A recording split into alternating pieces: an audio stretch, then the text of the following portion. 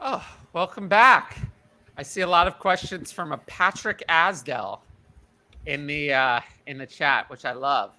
I'm giving us a little background, but yeah, no, we have another show, Dynasty Fallers allegedly. We're going to talk about a lot of other things. We'll cover Scott Fishbowl. Make sure to like, comment, subscribe, and hit the notifications bell. We'll talk about the other content I did this week that could have been more watched.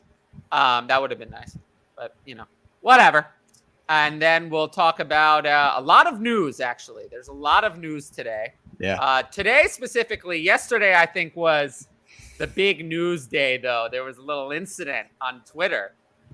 I was criticized for, a lot of things. But how are you guys? I didn't see that at all, actually. Well, did I miss something?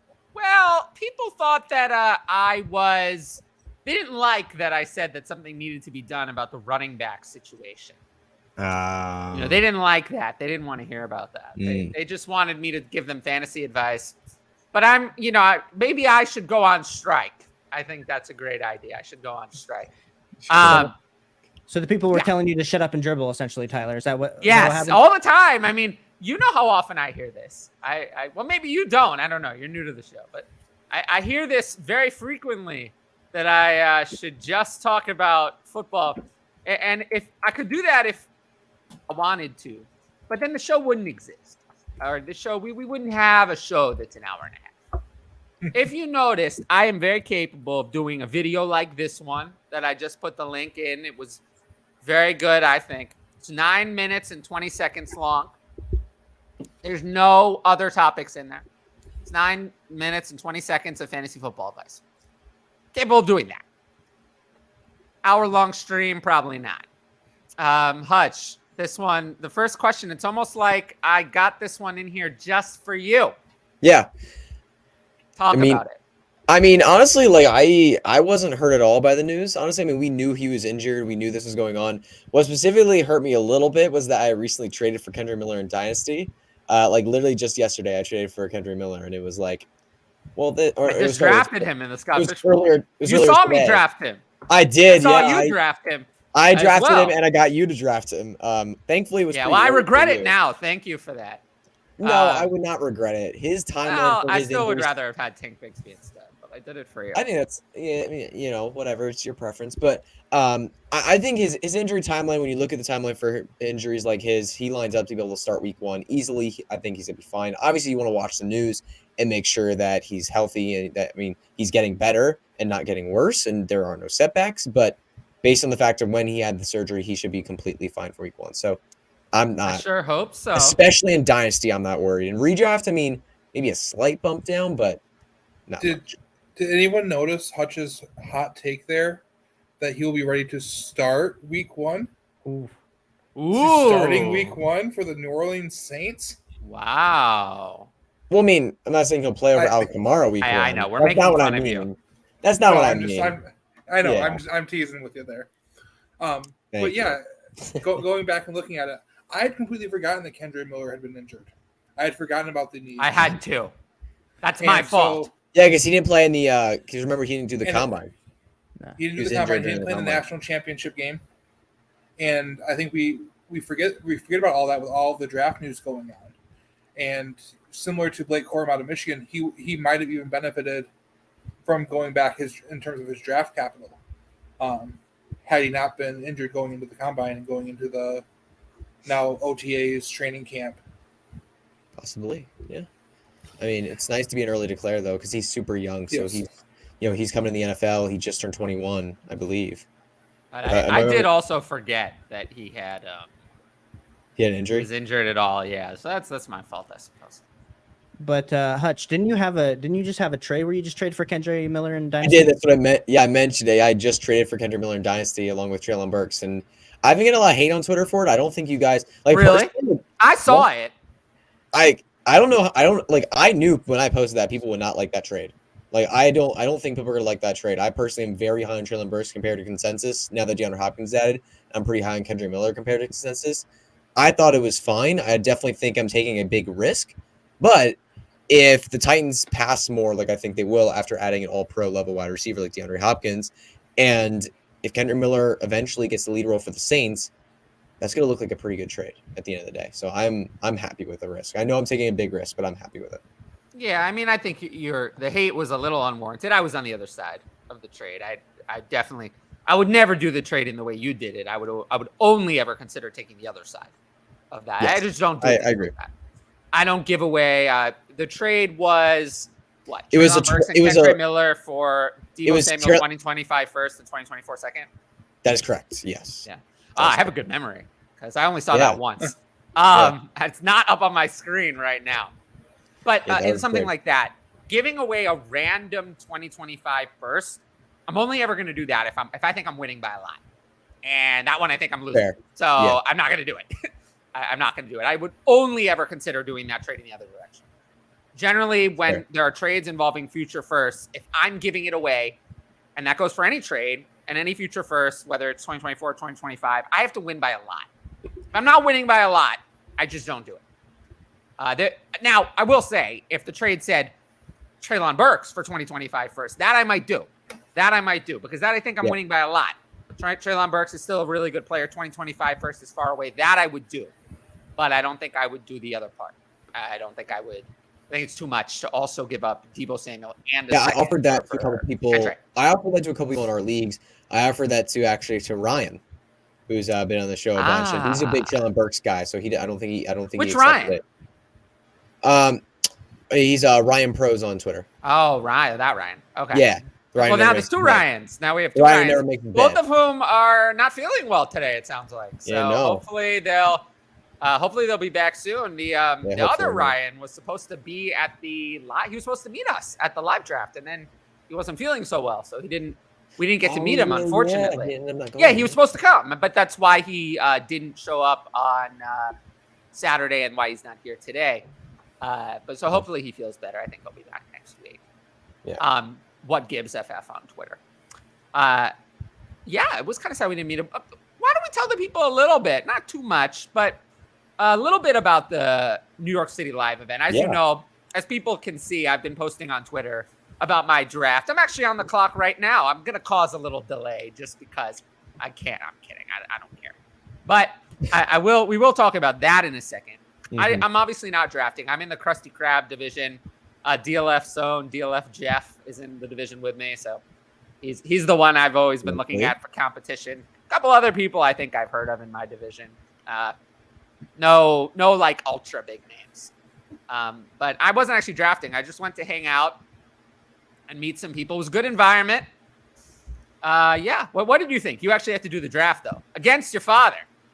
Yeah. So I got invited to. Me and my dad both were able to get invited to Scott Fishbowl, and then we applied to go to a live draft in New York. We live in PA, so it's just around a 2-hour drive for us. So we thought it'd be really nice to be able to go to a live draft, meet some people, and hang out. It's so funny. My dad has become like kind of a famous person in the industry because of me. It's really hilarious. Like I love that. Because we do like the DFS showdown videos every week for the last 2 years. We've done that, so people have gotten to see him on video. It's been really, really fun to do those with him. I said he should come on the show. Yeah, and he wants to. Yeah, during the season, I think he wants to. So we'll definitely set that up. But yeah, my dad, like, it's funny. Usually, like, dads teach kids. Yeah, and Patrick just put his. It's actually no, it's spelled wrong. It's Hutch's dad. It's not Hutch dad. Oh.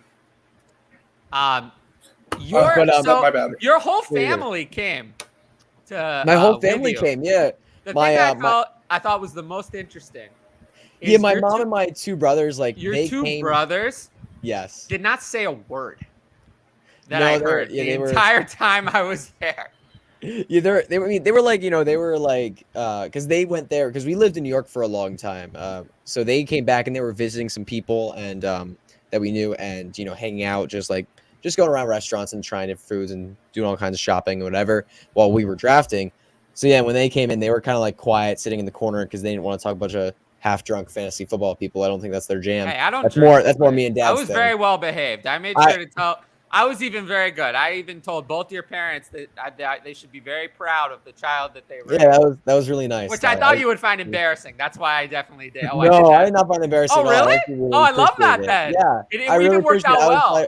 My heart was I've melting. done that before. I like embarrassing people in front of their parents. So No, it was not embarrassing at all. I really appreciate Oh, it. I love that. Yeah, but the Sky Festival live draft, I mean, it was a beautiful place. I mean, it was like everything was super positive. It was a really Except great for vibe. the few drunk people. I will Actually, a few say. drunk people. There were a couple little problems. Couple little but other problems. than We were that- raising money for charity. Everybody's having a good time, and I actually some got people to I be, think had a little too good of a time. yeah, a little bit. Yeah, that But might there have was been a little rough. we had the Better Sports Network was there. They were like filming and like interviewing Yes, people. I got they to be one of were. the interviews. They could give me a follow And they back on posted it, Twitter. too. I would really like that. They posted. I got to do an interview with them. They posted it, which was fun. So my my interview's out there. I was screaming because it was so loud around us. So it sounds like I'm screaming on the microphone, and my voice was shot. So I sound like I sound like I'd smoked like 3 packs that day. But I really my voice hope for was- your sake you've never smoked any. Oh my god, I've never smoked. No, but I was just so shocked because I was Smoking screaming at kills people the whole kids. time. Smoking What's is that? bad for you. Oh and yeah, I don't Very recommend it. yeah. I've never no. smoked. I mean, I'm from New York City, so many people smoke it. No bueno. I'm not a fan. Yeah, I'm no glad bueno. that you can't smoke anywhere anymore because it's a one. I have like no sense of smell because I got Same, like my man, tonsils same. out and a couple other things when I was a kid. So I literally have like no sense of smell. That's one of the only things I can smell, and it smells like shit. So I'm not a fan of cigarettes. Mhm. Saquon holdout. Oh, from Patrick. We know him. What running backs did you drop past in Dynasty rankings? Okay, so I haven't actually really changed my Dynasty rankings because at some point we came to, I expected this to be the outcome. Like this was what I thought would be the outcome. So I didn't change it because I'd already moved it as if this was the outcome. If he had signed, I would have moved him back up. But he didn't. So him and Jacobs were already ranked in my Dynasty rankings as if this had already happened. Because I thought this was the most likely outcome. So I guess I could move him down a little bit more, but he's already low. I already have him almost around a value below consensus. I'll have no Saquon. I am from New York, and I will say, I think that he is going to show up because he kind of has no choice, but it's concerning. It's concerning. I'm surprised that given the discussion on the final day that they didn't get it done. It looked very bleak, and then everything was very positive on the final day up until the point where there was announcement of not having a deal. So as the final day played out, I thought it was going to conclude with a deal. That didn't happen. No. So yeah, it's not good. But what's he supposed to do? Hold out? What is that going to accomplish? No, it'll I accomplish don't know if absolutely nothing. It's going to accomplish nothing. No, he'll accomplish. I think he'll probably end up missing a lot of training camp and all of the practices before the season. And I think it does actually. I mean, I don't think I'll move him down really much at all. But it does make me more concerned for specifically an injury risk for him, because when you miss training camp, when you miss all those practices, it's not that he's going to be out of shape by the time football season starts, but missing that stuff is really not helpful for a running back specifically who's going to take a lot of big hits, because he has not had any practices yet with shoulder pads on, with pads on, where they're tackling each other. He hasn't had any of those practices yet. He's going to miss all of those if he does hold out, and that's going to be a huge problem because he might not be ready week 1 when he's taking some big hits. So I'm actually a little bit – it's not going to significantly impact my rankings at all, but his injury risk takes a little bump up for me if he were to hold out. So literally, I am up in Scott Fishbowl Okay. at 2006, and I could pick Eric Gray right now.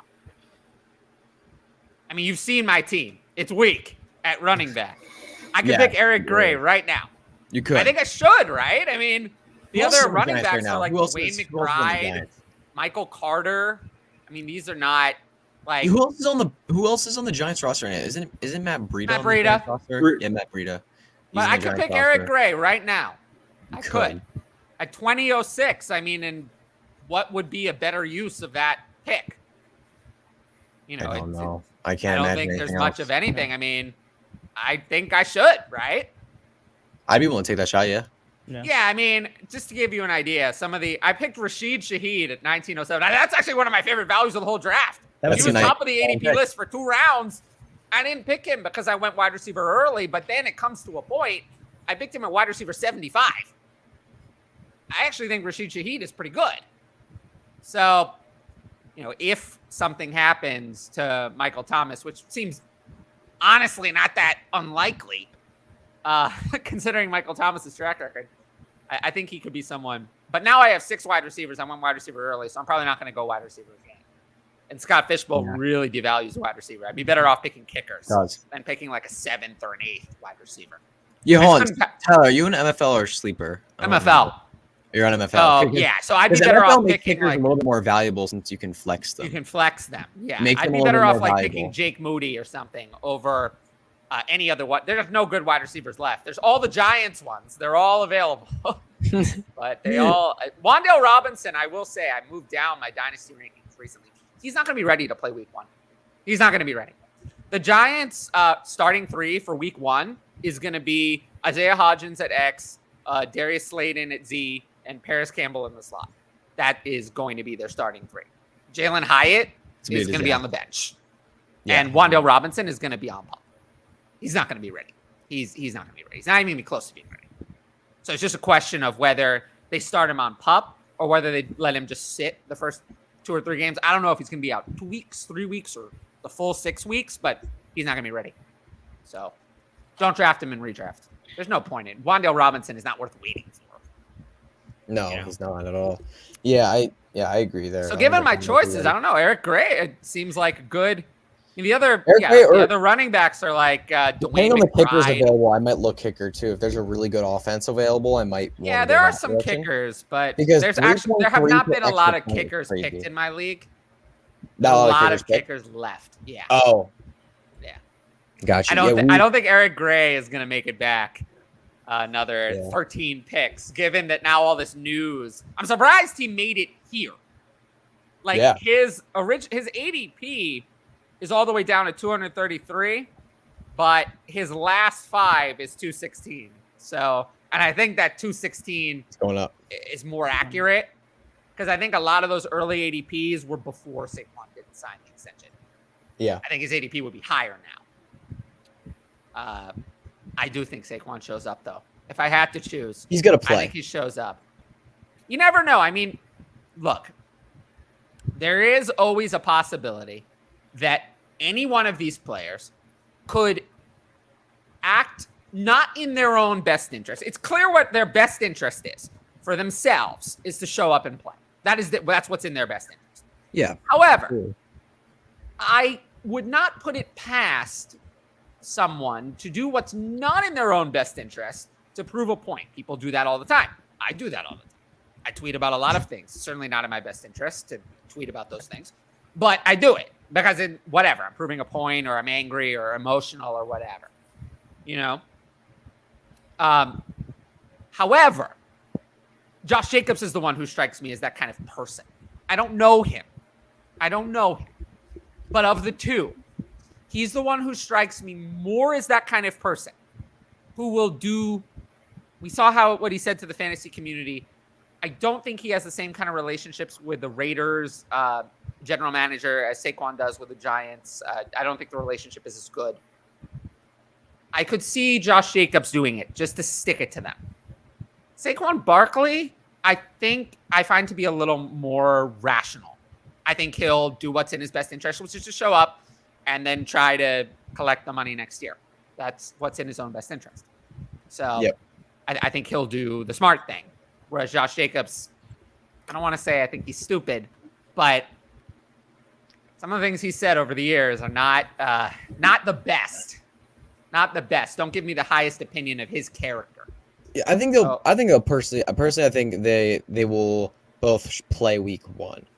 And I think both will, in some way, shape, or form, hold out of training camp. I think there's also another risk with Josh Jacobs that I think people are not talking about. The Giants, no matter what, will never rescind the tag given to Saquon Barkley. Never. They will never rescind that tag. Never. They'll keep it on him all year. They don't care. They'll keep it on him all year because they want him to come back. And they'll keep it on him. The Raiders could rescind the tag to Josh Jacobs and sign someone else. I don't think that that's impossible. If he doesn't play week 1, they could rescind the tag. I think the relationship there is bad. I don't think the Raiders actually want to sign Josh Jacobs. And unlike the Giants, who I think that they're trying to make the playoffs, and they did last year. The Raiders are going to be bad. They could have a new coach, new front office. They're not going to be a good team. So they could rescind the tag to Josh Jacobs at any time and not owe him that money. And there's a possibility they could do that, save their cap for next year. Cap rolls over when you don't spend it. So that is a risk with Josh Jacobs, I think, is not being talked about enough. That the team, and then, if the tag is rescinded on September 5th, you think he's just going to sign somewhere where he has the same projected workload that he has now? No, that doesn't exist. So Josh Jacobs scares me. I would not draft Josh Jacobs in redraft.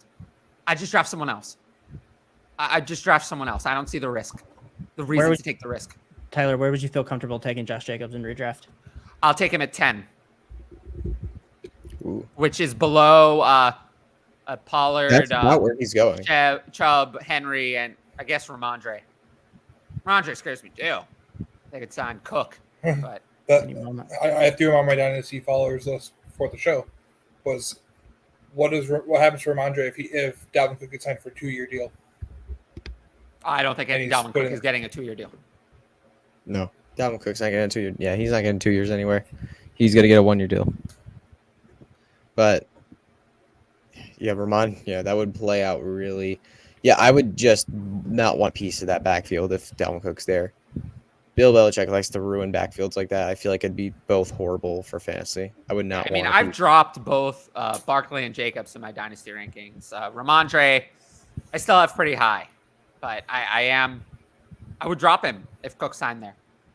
He's not going to be RB8 where I have him in redraft with Cook there. That's not. No, absolutely not. He would fall.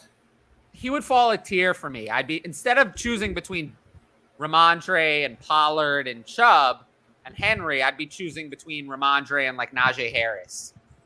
He'd be in that tier if Cook was there. I think I would still have him leading that tier. So I'd have him at 11, but I'd be scared. Dynasty running backs like 5 through, like, once you pass that first 5, it feels so, there's so many red flags. Everyone's got something that could tank their value in a matter of weeks. Yeah, it's brutal. It's tough. If you look at the non-quarterbacks, and this is why quarterbacks are going so high in Superflex.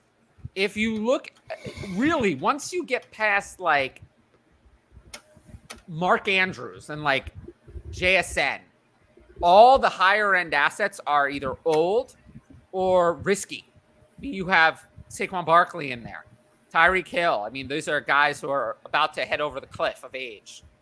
You have Cooper Kupp in there, someone who's already 30. Ramondre Stevenson is scary. Stephon Diggs is about to turn 30 and didn't look as good down the stretch last year. Kenneth Walker and Travis Etienne got significant competition in their backfields. Josh Jacobs could hold out. Christian Watson is up there, but he's pretty unproven and wasn't the best prospect. Doesn't have first-round draft capital. Najee Harris is kind of meh. Travis Kelce is like, 33. So you see why quarterbacks go so high in Superflex, because once you get to a certain point, you don't want the other players are not high end. If you're rebuilding right now is the perfect time. I feel like with how much shifting there is in the rankings and how fluid everything is right now, beyond those top end assets, as you said, where you can turn some of those riskier assets, you can turn your Cup into a younger wide receiver in a 2024 first, and suddenly you're sitting there looking in a year with a better wide receiver asset and a first round pick. Yeah. I blew up one of my leagues last Thursday night with 3 trades. Looked at my roster and said, this roster just won the championship, scored the most points in the league the last 2 years, took second place the year before that, and said, this team is going to come in 4th or 5th place. And if I have any injuries, I'm screwed. Blew it up, and suddenly I've got all these top-end assets that are looking like much more promising with a lot of the risk mitigated. Well, I mean, right now, Ramondre Stevenson, I have at RB7, and I have J.K. Dobbins at RB15. And if I told you that after 2 weeks, J.K. Dobbins had more dynasty value, it's possible. Mm-hmm. It's very possible. Absolutely. So scary. This is why I recommend trading down. A lot of those mid-high assets are the most overvalued.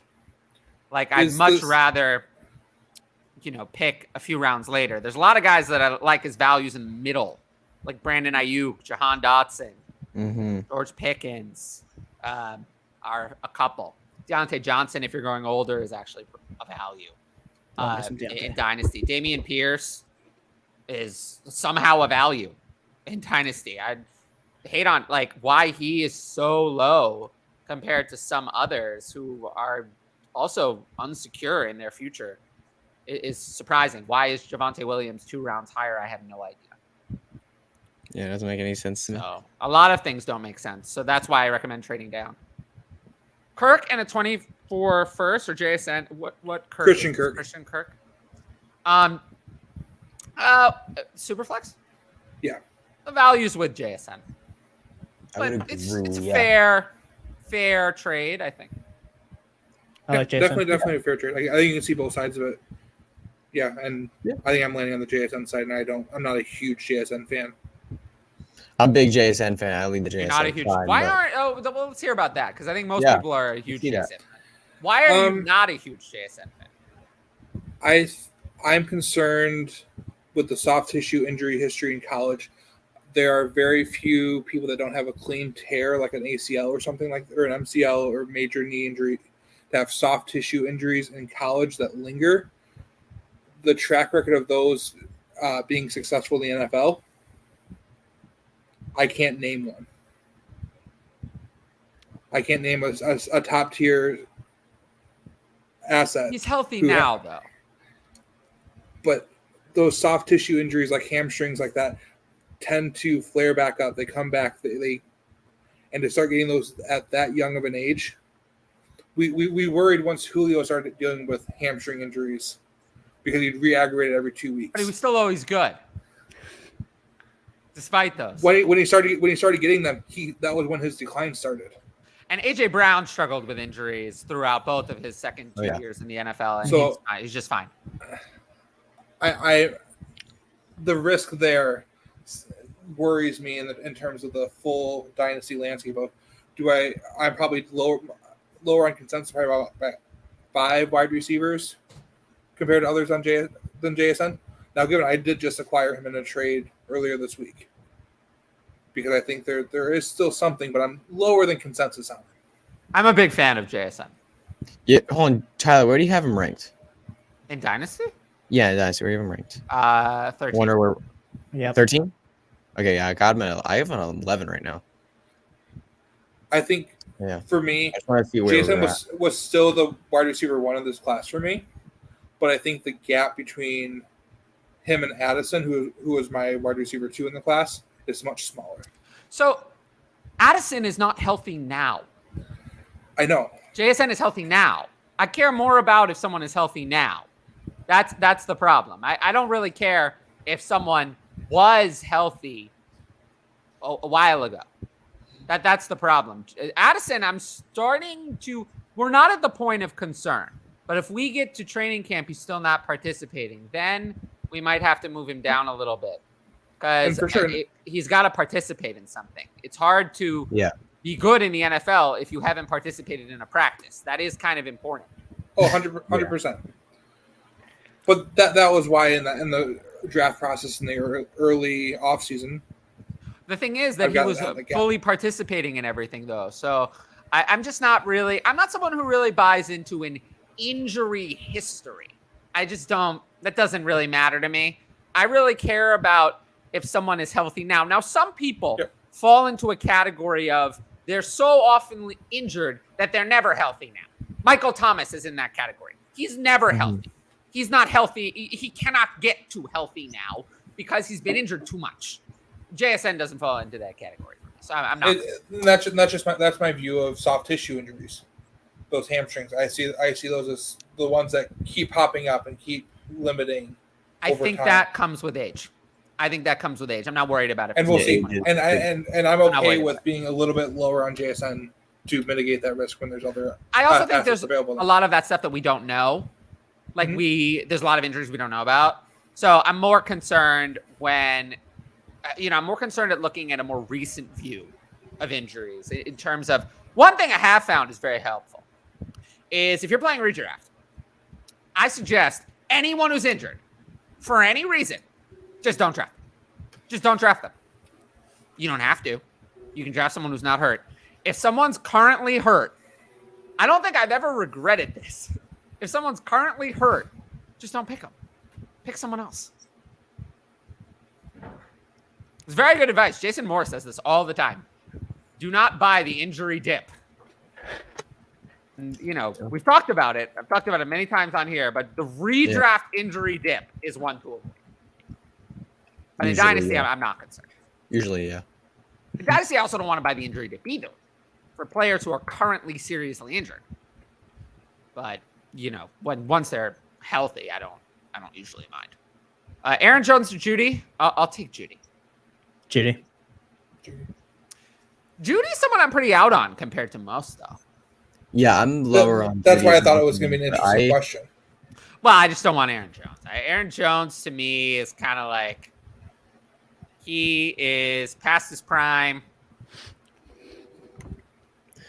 I'm pretty high on him for this year, honestly. Like for this year specifically, I'm totally cool drafting Aaron Jones like a top 15 running back. I'm very, very happy with that. And he's going much lower than that in redraft. So I'm very happy with him in redraft. In Dynasty, though, he is 28 years old. And, I believe next year they have a nice out on Aaron Jones and that he could be he could very easily be cut or traded. So Dynasty is very, very worrisome. But so I'd take Judy in Dynasty. But hold on, let's see. Right now, my mind says Judy. I don't know where I have them both ranked, though. Let's see. I would just say that Aaron Jones is one of those people who could not be in the NFL next year. I have Judy. It's kind of like the upside of hitting with Judy is just so much more. I mean, there's a world in which Judy breaks out this year and is good. And he's fantastic. A 25-year-old going into 2024 and carries a lot of dynasty value.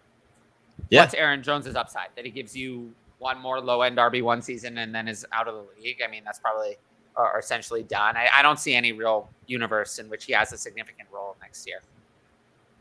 Very few running backs. I mean, he's 28. Who's the last running back?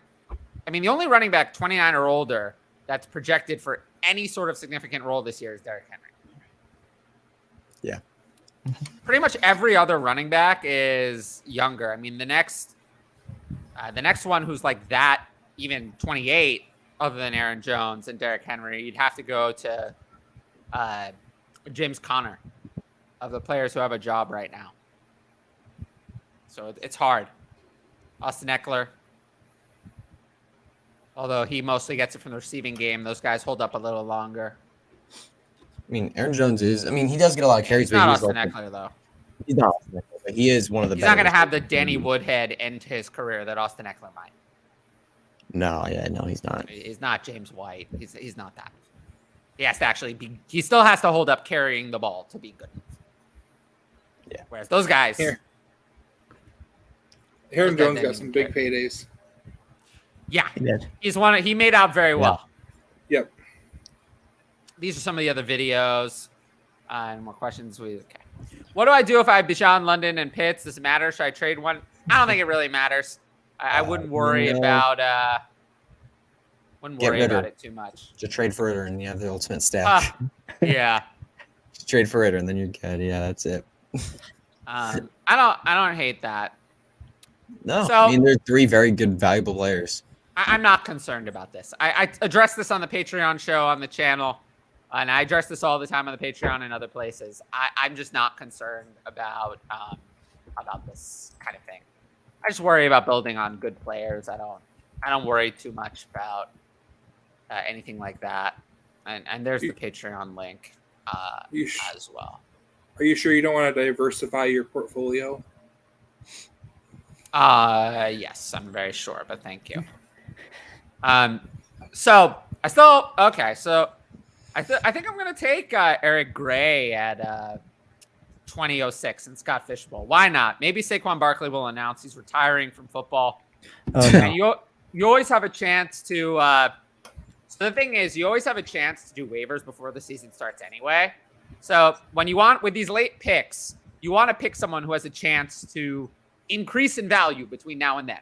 A random kicker doesn't have any chance to increase in value. You can pick up one later, but a running back has a chance to increase in value. You never know. If Saquon Barkley holds out, I guarantee you that Eric Gray would go for the entire fab budget in a 22 roster league like Scott Fishbowl. So I picked him at 2006. I feel like I went 0 RB, or not even really. I mean, I have Jonathan Taylor and Kenneth Walker, but I now have Kendre Miller, Ezekiel Elliott, Deonta Foreman, Chuba Hubbard, Kareem Hunt, and Eric Gray. I got Zeke in my Scott Fishbowl too, actually. Who? I got Zeke and Miller. Zeke, yes. Zeke at 1507. I just got him in the 17th. Oh, that's really good. I got Kareem Hunt in the 18th. I'm gonna start 16th. 16th. My bad. 16th. Yeah, I probably should have waited on Ezekiel Elliott and picked another tight end instead, like Michael Mayer, but whoops. Yeah, your RB room still ended up much better than mine though. Yeah. Well, I now have. I waited. I mean, I now have 8 running backs, and there's still room for me to pick some more. I got to think about it. There's really not many players at all that I like left, but there's a few players I think have a path to touches. Those late wide receivers in Scott Fishbowl, I will say, are not helpful. You know, Rashid Shaheed, I think, was the last wide receiver on the board that now that Wando Robinson's still there, but now that I've learned that he's not going to play, he fell out of the group of wide receivers I thought were worth taking. So now there are no wide receivers left that I think are worth drafting. So I will just wait for waivers if I need one. And I started Chris Moore in Scott Fishbowl down the stretch last year on my round 4 playoff team. So it just goes to show. And that was last year when wide receivers scored even better than they do this year. This year it's even worse because kicker scoring was increased. So the odds you want to flex a wide receiver are even lower. What college player is going to pick running back now? It's a concern. Yeah, it's, I mean, it's a concern that this is going to start happening. Yeah, I mean, Jason Moore said this on the Fantasy Football. He said all the time. He says, "Mama, don't let your boys grow up and be running backs." I mean, it's not a position you want to play anymore. You get beat up, you get destroyed, and you don't get paid much money anymore. Like, it's just really not it. Like, if you're going to play football, running back's not the position. So, yeah, I think if this continues, there's gonna be a lot of stuff going on. You're going to get to a point at which really good college players, ones who know they're good enough to make it to the NFL, are not going to want to play running back. No. Not going to want to play running back. They're going to want to play something else. Probably mostly wide receiver. Because those are the ones that get paid the most. Yeah, they're the ones that get paid. I mean, unless you can switch to quarterback, but not everyone can switch to being a quarterback. No. So, I do think this is going to be a problem. Because the problem is, and I heard this talked about on a lot of the more like mainstream shows, every level you move, running back becomes less and less important. As in, the reason for that is that the quarterback becomes more important. As in, on your average high school team, pretty easy to find someone athletic. Most schools have someone athletic who can play running back. Yeah. Having someone who can play quarterback well, that's not harder to find. There aren't as many of those. So, at most high schools, you have the running back is the center of the offense. Then in college, well, the cream of the crop. You have the cream of the crop. So you're more likely to have a competent quarterback at a higher level. Then in the NFL, you're even more likely to have at least a competent quarterback at the highest level because it's only the cream of the crop. Whereas running backs, it's just easier to learn as a kid. It's not that hard. Yeah. Whereas a quarterback, unfortunately, it's hard. It seems to be harder to learn. Requires more precision coaching as a kid. It just seems to be more difficult to churn out a bunch of good quarterbacks. Yeah, it really is tough. I mean, there's a reason people call it one of the hardest positions to play in sports. I mean, there's so much pressure on you. There's so much you got to think about and do, and it's just it's a really hard position to play. And as you move up and up, you find more and more people that are able to do it at a really, really high level. So they're much more important than. And running backs, Tyler was just saying, it's a very simple position. It's not one. That's why you see, when college players go to the NFL, you see running backs dominate year one. I mean, we've seen running backs the past 2 years being dominant in year one. It's because, and you don't see it as often with wide receivers or quarterbacks or defensive players or offensive linemen. Like you just don't see it as often because running back is one of the easier positions to learn in the league. It's not one of the easiest. It's the easiest, other than kicker. Kicker, yeah. Kicker and punter. I mean, it's the same thing. You're doing the same thing at both levels. But other than kicker and punter, running back is the easiest position to learn. It is, yeah. And the problem with running back is not that running backs are not valuable. They are. The problem is that it's the only position in which the peak of your career, the height of your powers, is the rookie contract. So by the time it's time to pay a running back, at the earliest, that's year 5. Let's say you were on a team, you had a 4-year rookie contract who had to use the franchise tag on someone else. Year 5. Or someone like Miles Sanders plays a 4-year rookie contract, is getting compensated in year 5. That's already paying for decline. I mean, we know that running backs' best years are, I think, 2 and 3 are the best years for running. Yeah, the prime age for a running back is like 23 to 25. Like those are the second and third years in the NFL are usually the peak for running back. Yeah. 4, you can kind of stretch the prime, but 5 is decline. 5 is already decline. 5th year is already decline. So you're paying for past production. And NFL teams, I will give them credit, have gotten smarter in that they don't do that anymore. They don't pay for past production anymore. They don't do that. So because they don't do that, they have gotten smarter. You don't see like the Julio Jones. It's not just running back. The Julio Jones extension when he was 31 years old. That's not going to happen again. No. Teams have gotten smarter. No, that's paying for past production. They don't do that. The problem is that running backs don't hit free agency until it's all based on past production. Yeah. They don't get a chance to hit free agency at the prime of their powers. I think there would be teams. I mean, Bijan Robinson, I think if he were a free agent now, someone would pay him $12, $13 million a year for the rookie contract because you're getting his good years. But that doesn't happen. And you can just use the 5th year option and franchise, and then you get 6 years, and then that's it. I mean, you don't want to pay them. I understand why the teams are doing it. They're acting in their own best interests. It's not going to magically change. The system has to change. Generally, rational actors and teams have finally started doing it, have actually started acting in their own best interests. It took them 30 years to learn, but they did. They did. They started doing that. Okay. Maybe the structure has to change because running backs are not going to get paid more. Yeah. Because their best years are cost controlled by the rookie system. The 5th year option system could also change because that's based on the salary at the position. Maybe the 5th year option needs to be done a little differently. I don't know. Franchise tag could be done a little differently too. Those are some cosmetic adjustments. You could lump in running back with another position, make the franchise tag less palatable, those kind of things. But until then, the problem's not going to be solved because there are very few running backs who are really worth the extra money in their declining years. Christian McCaffrey is one of them. Derrick Henry contract was, I think, fine.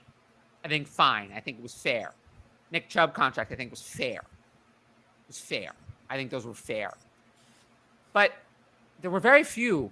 The only running back contract I can think of where I was like, that was a steal, was Austin Eckler. Austin Eckler's the only running back that I thought was... Was that the 3-year, 18 mil? That was a 4-year, 24 mil. I knew it was six mil a year or something like that. That was a steal. They got a steal. But most of the time, it's either okay, like Chubb or Henry. I think those were fine. I don't think they regret it, but we're not doing victory laps. Or it's really bad. Like Ezekiel Elliott. Yeah. That one, really bad.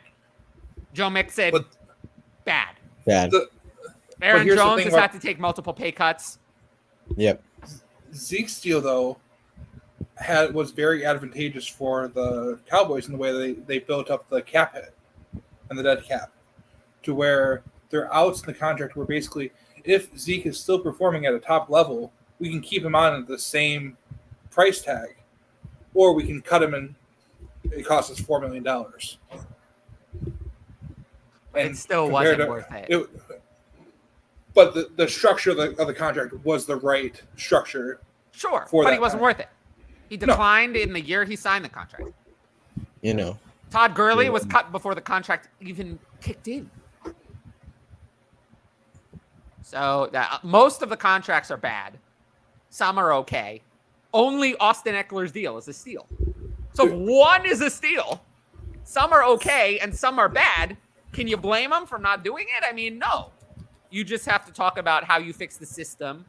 But, everyone's acting in their own best interest. So you have to kind of see within if everyone's acting within their own best interest in the system and there's still a problem, then it's the system, not the individual actors that have to change. I mean, it's, pretty basic. And really the NFL minimum is barely for veterans, barely more than what the rookie running backs are making already in their contracts.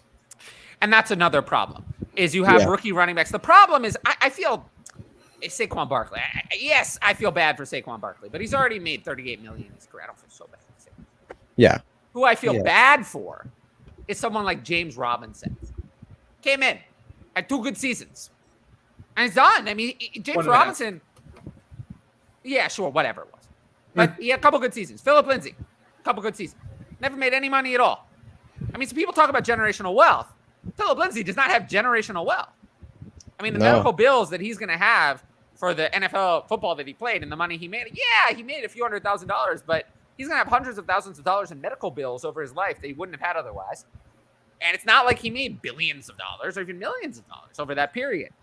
So, but he provided a lot of value to the Broncos over those first 2 years. But was he compensated for that? No. And then by the time it was time to think about giving him a new contract, he was already washed up in the NFL's eyes. Yeah. So it's a problem.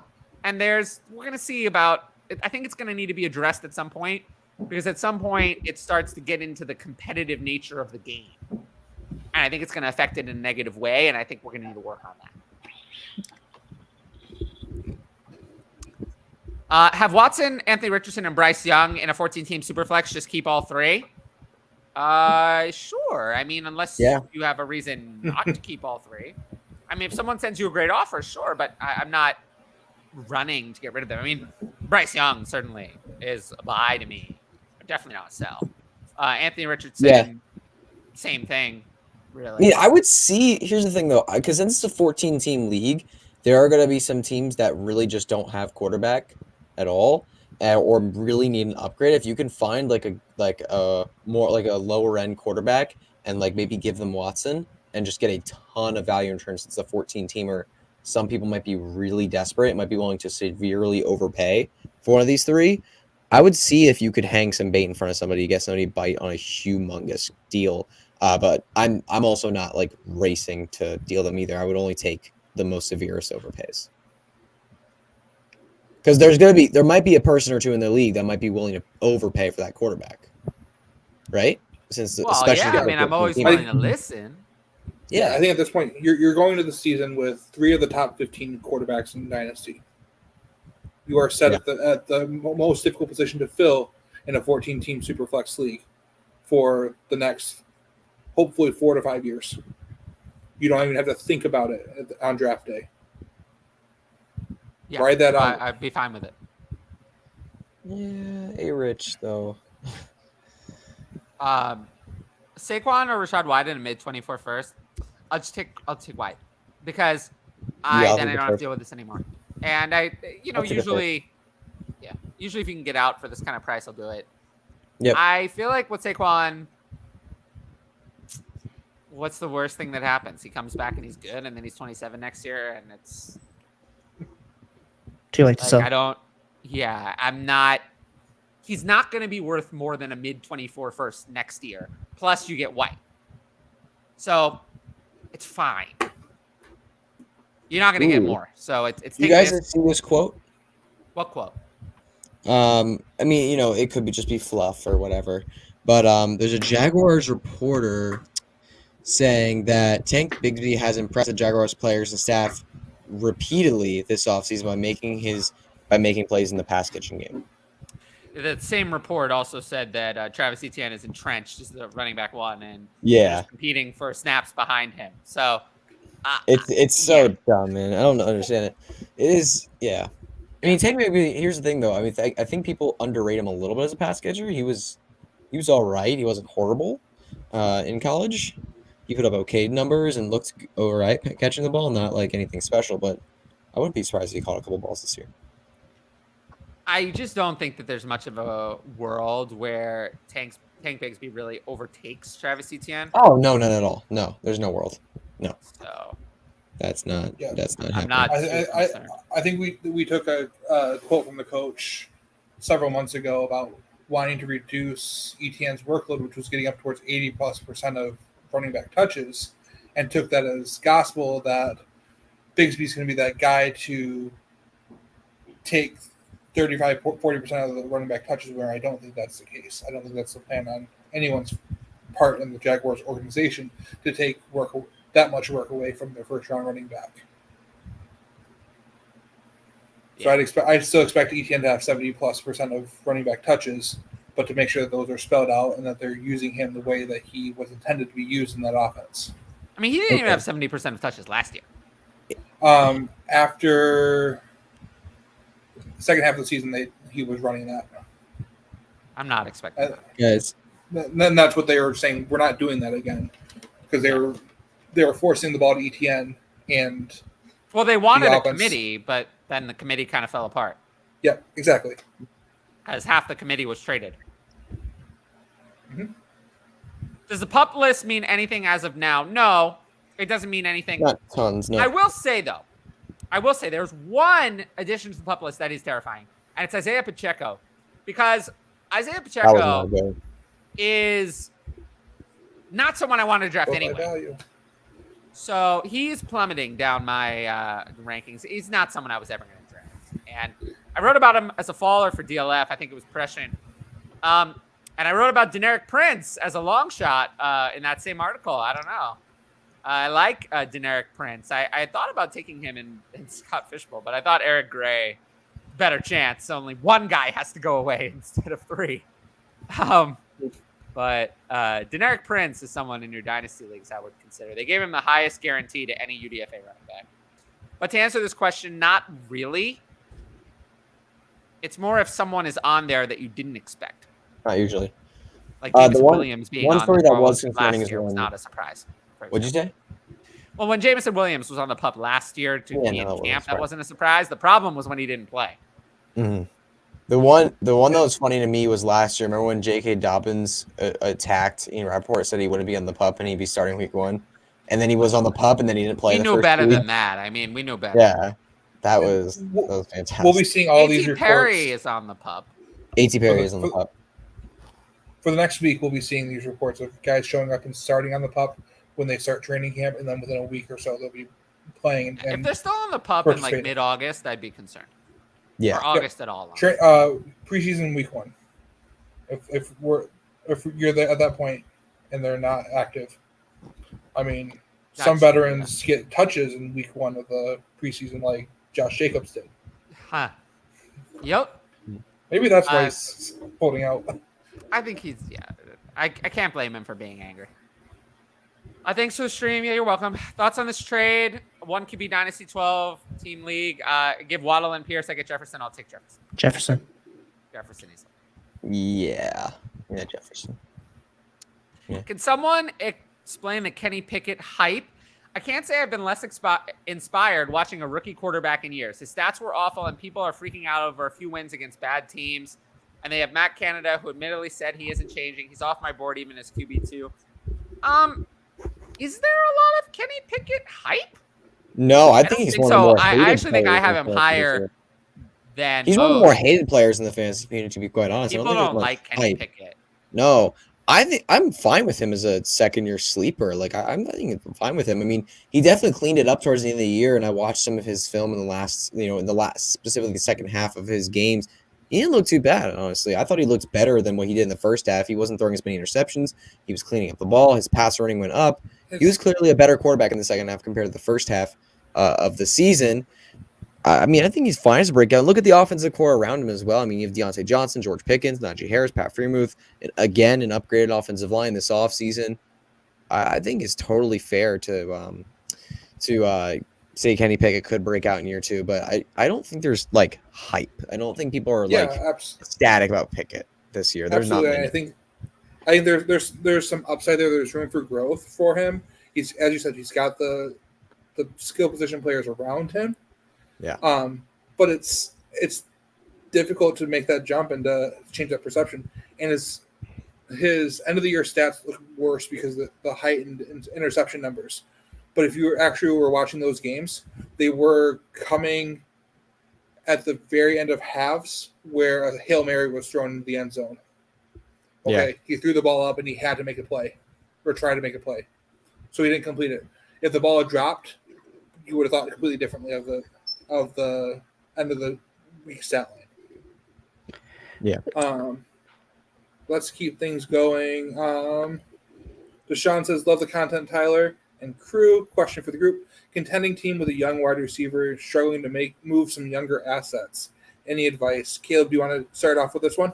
Yeah. So I think when you're having a contending team and you have younger wide receivers and you're trying to move for younger assets, like I guess it depends on which way you're trying to go. Like are you trying to get younger? Are you trying to build a contending team? I feel like it's easy to sell young players, in my personal opinion, especially if you're trying to compete. Especially like we were saying, like let's say you have Drake London and you're trying to compete and you're like, hey, I want Cooper Kupp. I know we just bashed on Cooper Kupp 30 minutes ago in this stream, but if you could say, hey, I'll get Cooper Kupp in a second for Drake London, I feel like that's some sort of small marginal deal where, it's a fair deal. The person that's getting Drake London is probably feeling like, hey, I'm getting younger. But really over the next 2 seasons, Cooper Kupp's most likely, I would say, just based on previous 2 seasons, is going to outperform Drake London. Plus you get that little extra cherry on top. And I know those are some of the same things that Tyler talks about, tearing down. And if you can add that extra value on top to help on when you're trading away younger assets for more contending assets, I think something that I would do. Do I talk about that? It's absolutely easier to trade away younger assets. I mean, younger assets are the things that a dynasty manager are always thirsty for. If you have the chance to, take an older guy that you have in your roster and upgrade it for a younger guy, people are going to try to do that. So, yeah, I mean, if you want to move away younger assets, you're going to be able to do that pretty quickly, especially if you're acquiring some older ones. But I like what Kel did there. I think you're getting into the part of the offseason where as we get closer and closer to the actual season and looking at starting to set your lineups, looking at redraft rankings itself and where those points are going to actually come from, sometimes getting that contending piece when everyone's team is healthy and everyone looks like, oh, my team is ready to go, I'm ready to contend, and you're going to end up having to maybe overpay. So maybe just hold out for a second. Those younger guys aren't going to depreciate in value like Cooper Kupp, Stephon Diggs are right now, where we're waiting for just that floor to fall out on them. But those younger guys are going to continue to grow. Yeah, absolutely. PJ Kennedy says, "What's up, Tyler? What's up? What's up? Infinite possibilities. 1 QB Dynasty League. Would you trade Samaje Perine, a 2024 first and 2024 third round pick for wide receiver Zay Flowers?" Nope. No, we're not going to do that because what's the upside with Zay Flowers? That he's okay. I mean, this doesn't interest me at all. We don't do things like that. Zay Flowers is tough. I mean, honestly though, I do see some upside. I mean, if the Ravens really do boost their pass attempts this year, there's going to be upside for at least one of these receivers to be really relevant. Wouldn't you agree? He does have Lamar as his QB, so he'd be building a stack. I think the best case scenario is that like there really is only one receiver who matters, and they're like wide receiver 20, and that's not what I think is going to happen. I mean, I personally think this year that it could be a split again between a few different wide receivers, and then Mark Andrews is the only true guy again, and it's gonna be frustrating. I think Odell is gonna get in the way. You think Odell's gonna get? Yeah, I mean, Yeah. you could have I mean, they spent a first round pick on Zay Flowers. You do have a realistic world here where Rashad Bateman and OBJ just kind of fall out of it. Like Rashad Bateman's been injured the first 2 years of his career, hasn't flashed too much. OBJ coming off an ACL tear, there's a reason no one signed him and he hasn't played football in 2 years. Like I genuinely think he's washed. I don't think he's a good player anymore. I don't believe in OBJ at all. If one of these guys is going to emerge, I actually am betting on either Rashad Bateman or Zay Flowers. OBJ is not going to be that player. But if one of these guys were to emerge in a Lamar Jackson pass-heavier offense, there's absolutely room for one of these guys to get in the top 20, which obviously isn't ridiculous upside. There's no way. There's no way unless the other two. And I agree with you, Tyler. I'm just playing devil's advocate with you, Tyler. There's literally no chance. There would have to be injuries. There's no way. If all three of them are healthy and playing, it's not possible. It's literally not possible. Not with the passing yards they have. There'd have to be some sort of major, at least one injury, probably multiple. If they're all healthy, it's not going to happen because none of these guys are elite. If you're not elite and there's target competition on a low passing volume offense, it's not going to happen. It's literally not possible. We don't know that yet, and you can't copy and paste their passing stats from that last year to this year. Oh, but I mean, what do you want? It's 2019 stats. I mean, it's going to be better than that. Like, I don't know. No, I'm not going to get his 2019 stats. Look at you want Jalen Hurts 2022? I mean, how much passing do you think it's going to be? I mean, look at 2021 where all the running backs are injured. They passed a lot more that year. Marquise Brown finished nearly as a top 15 wide receiver that year. They didn't really succeed in passing that much, though. That was the problem. They didn't succeed, really. I mean, Marquise Brown was over 1,000 yards, top 17 wide receiver in fantasy. Like, they had two guys. Not bad. That year was Marquise Brown and Mark Andrews, and that was it. Yeah, yes, that's not the case. So, and even I would be assuming that one you would need injuries. Lamar averaged 240 passing yards a game. That's 4,080 yards over a 17-game season. If that's what you say the ceiling is, it's tough. It's tough. I mean, with you have to have. If Mark Andrews is going to get 1,000, 1,100, 1,200 yards, the other guy has to get like everything. Like there's one of these guys would have to emerge, which is possible. No, but it's not emerge. The other ones would have to not exist. That's the problem. It's not OBJ emerge. It's not exist. No, but OBJ won't exist very soon. It would literally have to be one. We saw it in 2019. It would have to be one wide receiver who matters, and everyone else would have to be like 200-300 yards or less. It would have to be one who mattered. It can happen, but even in Philly, it barely happened. It barely happened. It happened because Dallas Goedert missed a few games. That helped, and then he wasn't as good as people wanted him to be. Dallas Goedert is also not Mark Andrews. Is any of those wide receivers good enough to beat top corner coverage in this league? No. Definitely not. No. So what is the path to 1,100 yards? There's no path. This is what I'm telling you. There is no path. That's why I was trying to lead into that. There's zero path. So difficult. There's no path. The reason that I like Zay Flowers is that there is a path for Zay Flowers in year 2 to evolve by then into something that's elite enough to potentially be a difference-making receiver later. But this year, in 2021, Mark Andrews, 1,361, Marquise Brown, 1,008 yards, and then Rashad Bateman in 12 games played was Marquise Brown was not a rookie. What's that? Marquise Brown was not a rookie. He wasn't a rookie. And Rashad Bateman was, he played 12 games. Yeah, had 515 yards. Not that good. That's 45 yards a game. That's more than like 200 yards. That's more than like 200 yards that you were saying the other players have to get. If you say Rashad Bateman, like if you say like if you can go to that pace, right? I think you'd give anything to have the 42-67 passing yards they had that year. I think you'd give anything to have that. I think that's about the best case scenario. I would project it lower. Yeah. I think that's fair. Yeah, I think if Zay Flowers were to truly emerge, like because here's the thing, we have no idea where Rashad Bateman is. So far, he has shown barely any flashes. He's struggled with injuries.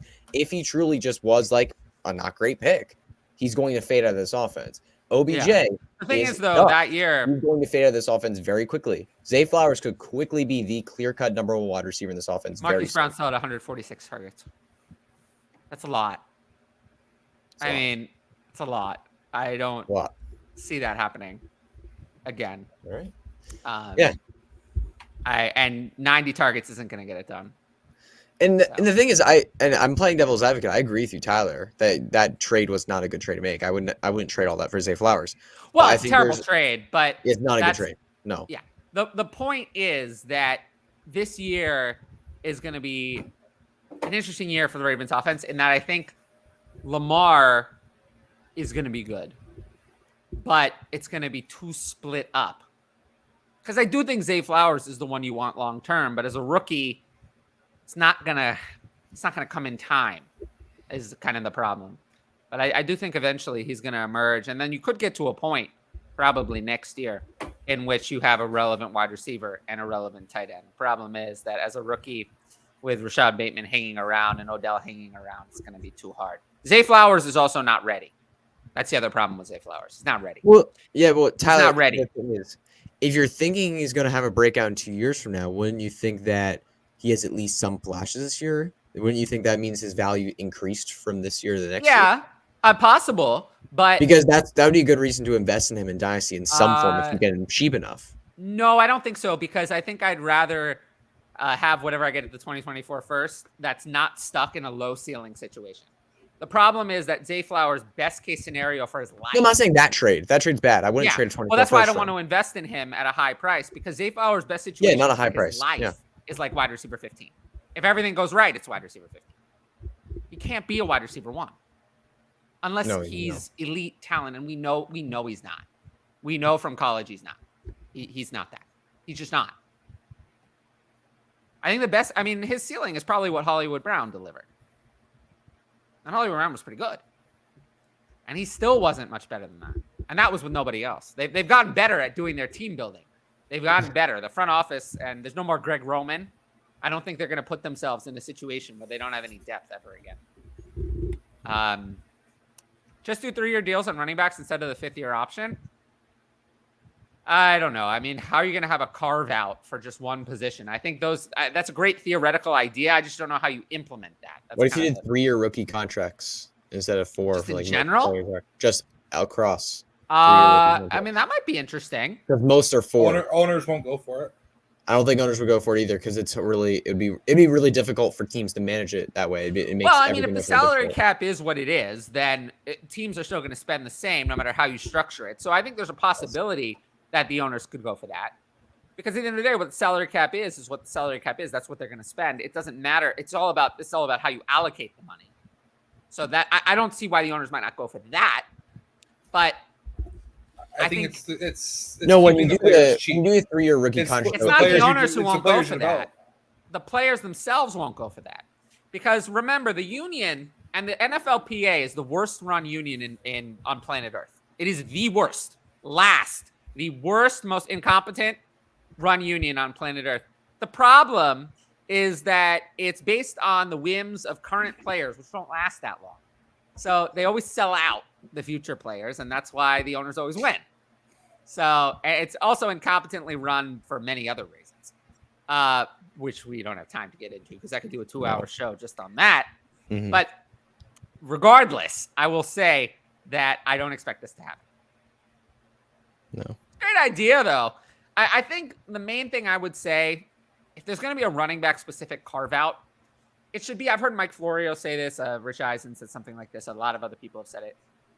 The thing with running back is the production, people are just not going to pay for the future production. Fine. So you have a carve out so they're paid for the production early in their careers, and you do that somehow. You pay them for production that they actually have. So then they're being compensated, but only if, early in their careers, they're being compensated more, but only if they actually deliver.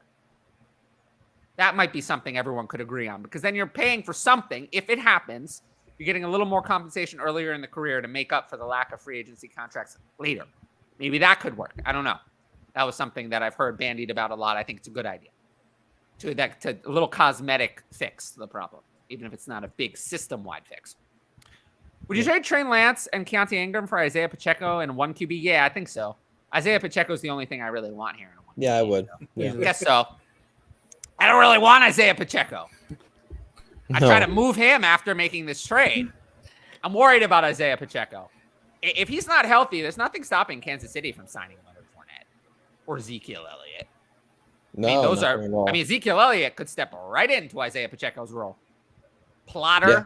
I mean, Isaiah Pacheco's not a plotter, but like someone who doesn't deliver in the passing game, Ezekiel Elliott could step right in. So I don't know. Absolutely. I'm not interested in Isaiah Pacheco, but he's worth the most here. Yeah, definitely.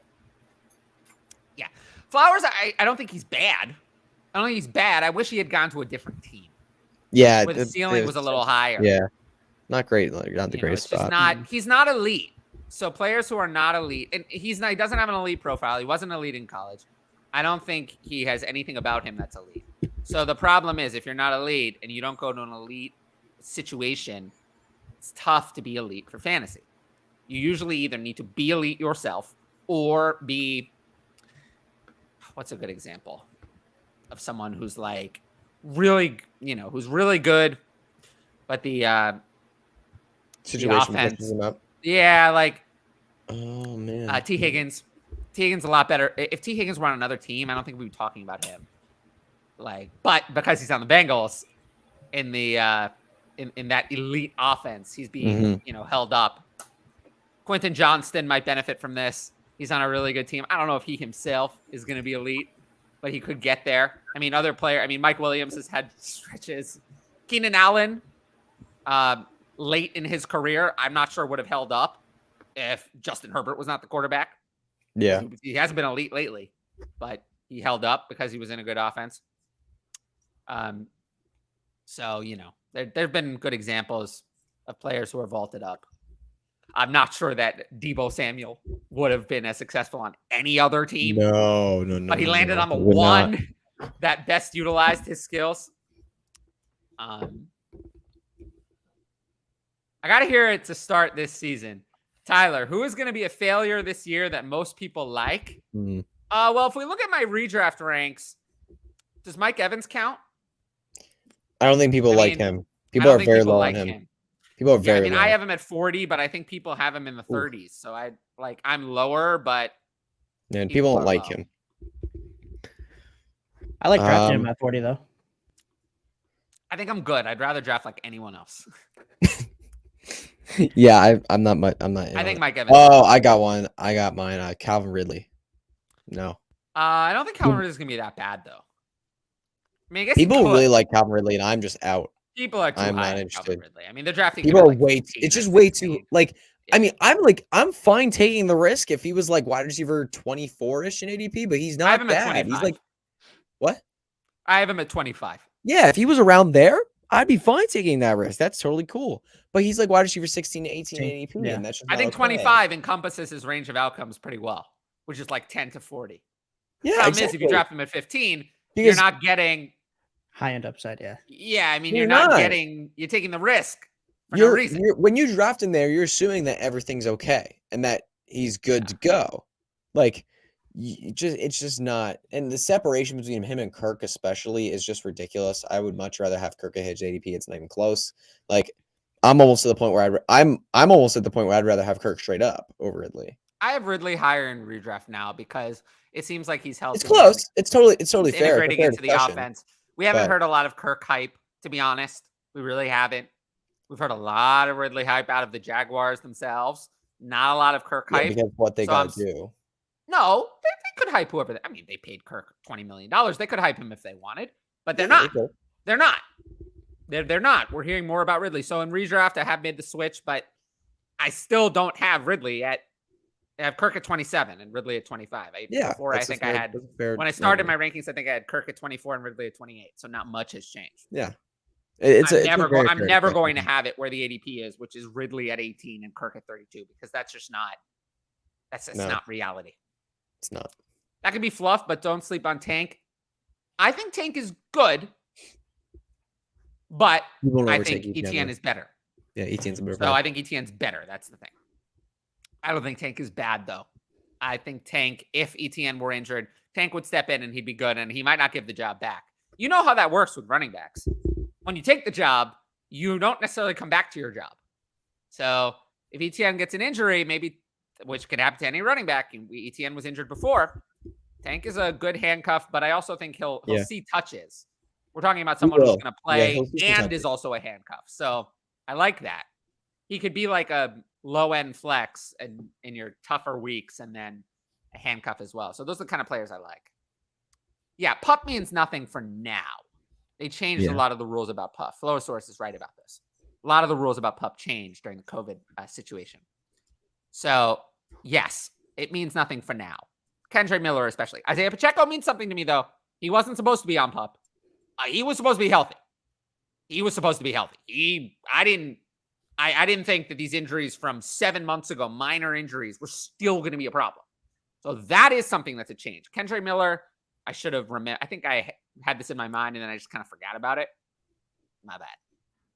Matt Canada is terrible. Yeah, that we know. Javonte and Rashad White or Saquon. All right, I'll take Saquon here because these players I'm worried have their own problems. I have my own issues with these two. I'll take Saquon. Yeah, that's fair. I guess. If I have to. Because you did take Rashad White in 24 first for Saquon. 24 so first is much better. Is much better than Javonte. Yeah. I was writing an article for DLF today. I'm writing about the Jets. I'm writing about Breece Hall. I see a trade. This one sounds good.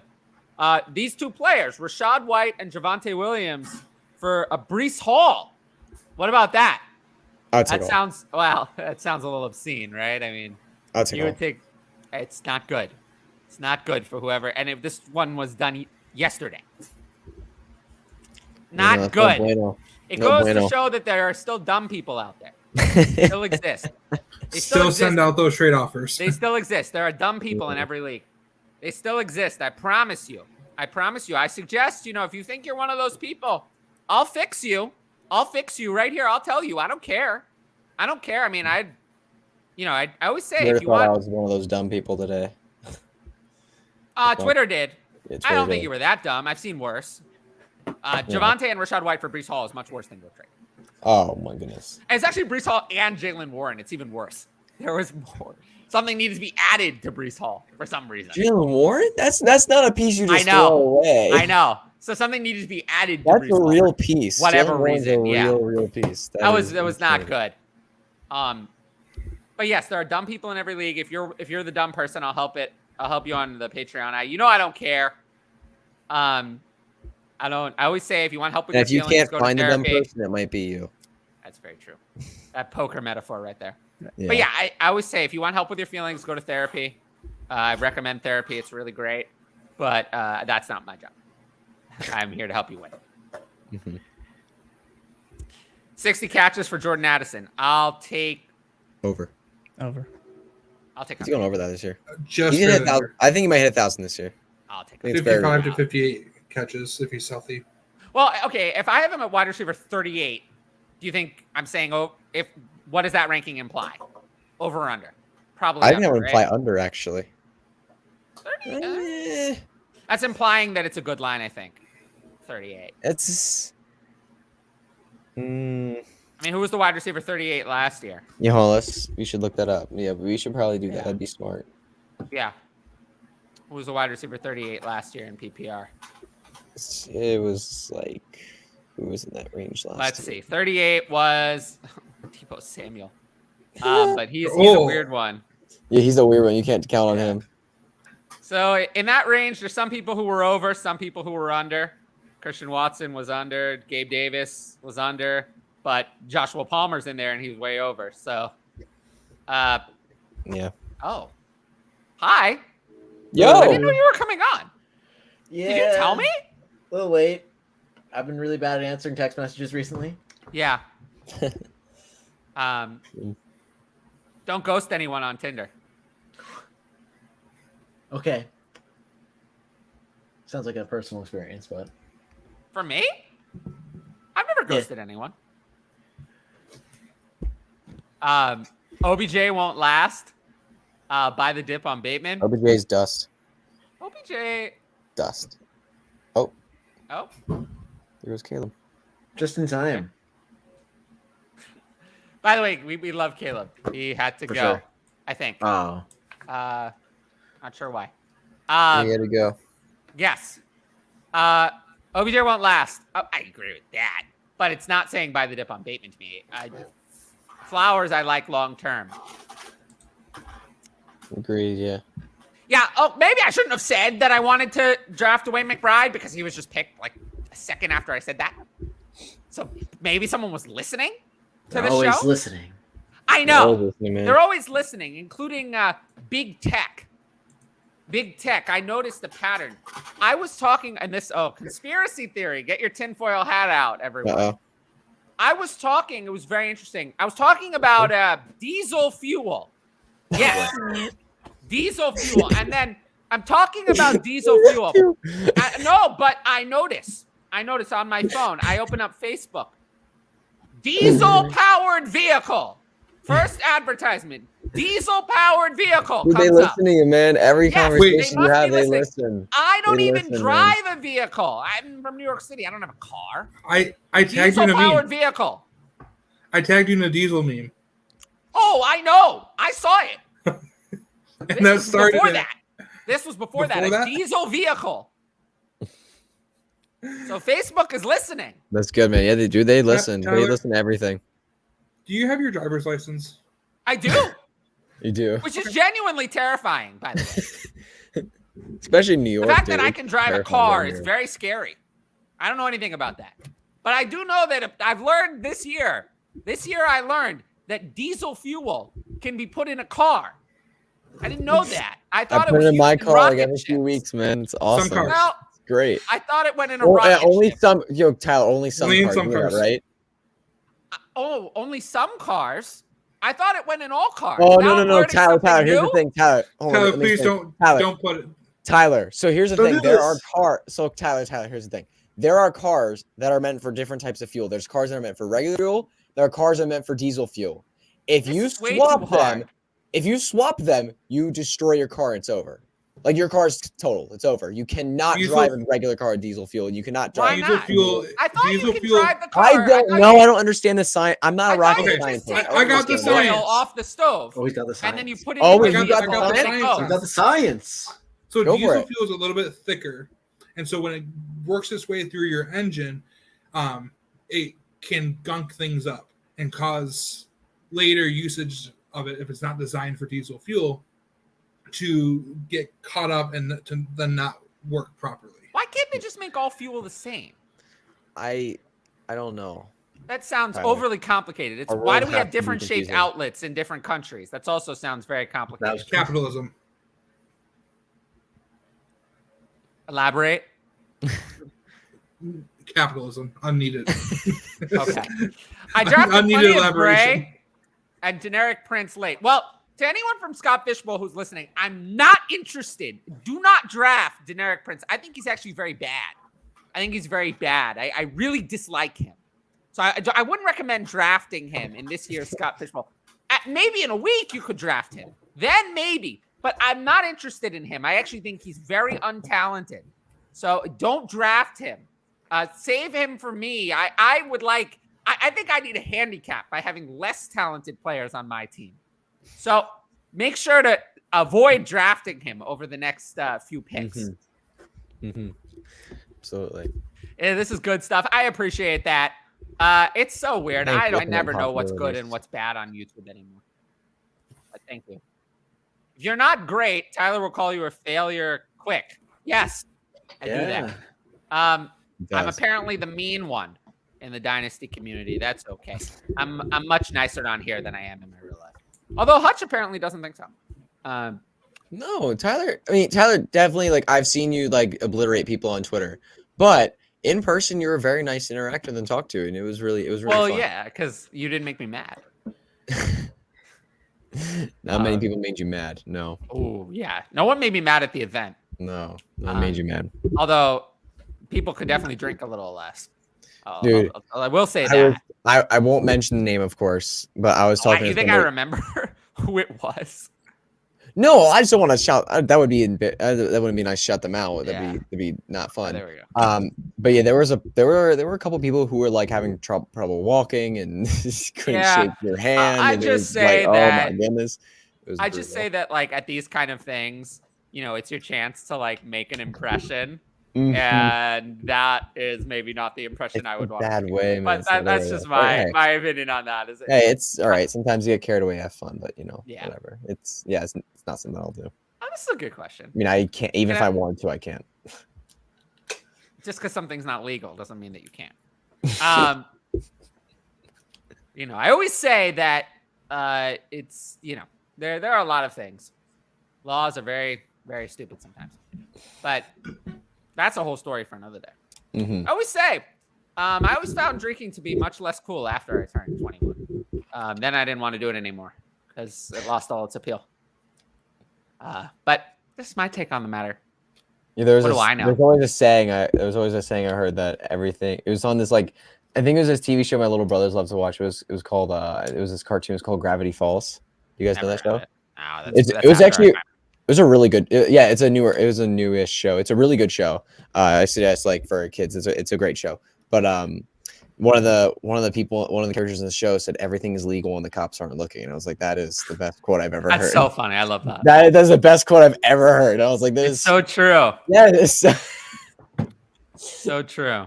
It's so true. Oh no. All right, their deepest sleeper or dark horse player. Ooh. I'm scrolling. Well, I will say, you know what? Hold up. Rashid Shaheed, I don't know if he counts as a dark horse, but I do think there's a universe in which Rashid Shaheed is relevant. Yeah, absolutely. I mean, Derek Carr has been able to produce some good fantasy wide receivers. I mean, Eric Gray, who I just picked, I think for obvious reasons. Zamir White. Ooh, yeah. Zamir White, if Josh Jacobs decides not to appear. Is he suddenly going to be okay? I've got one that's not I've got one here that's not it's a dark horse to be relevant. I think this is a dark horse. I think he's a dark horse MVP candidate, a dark horse to really just take a huge jump.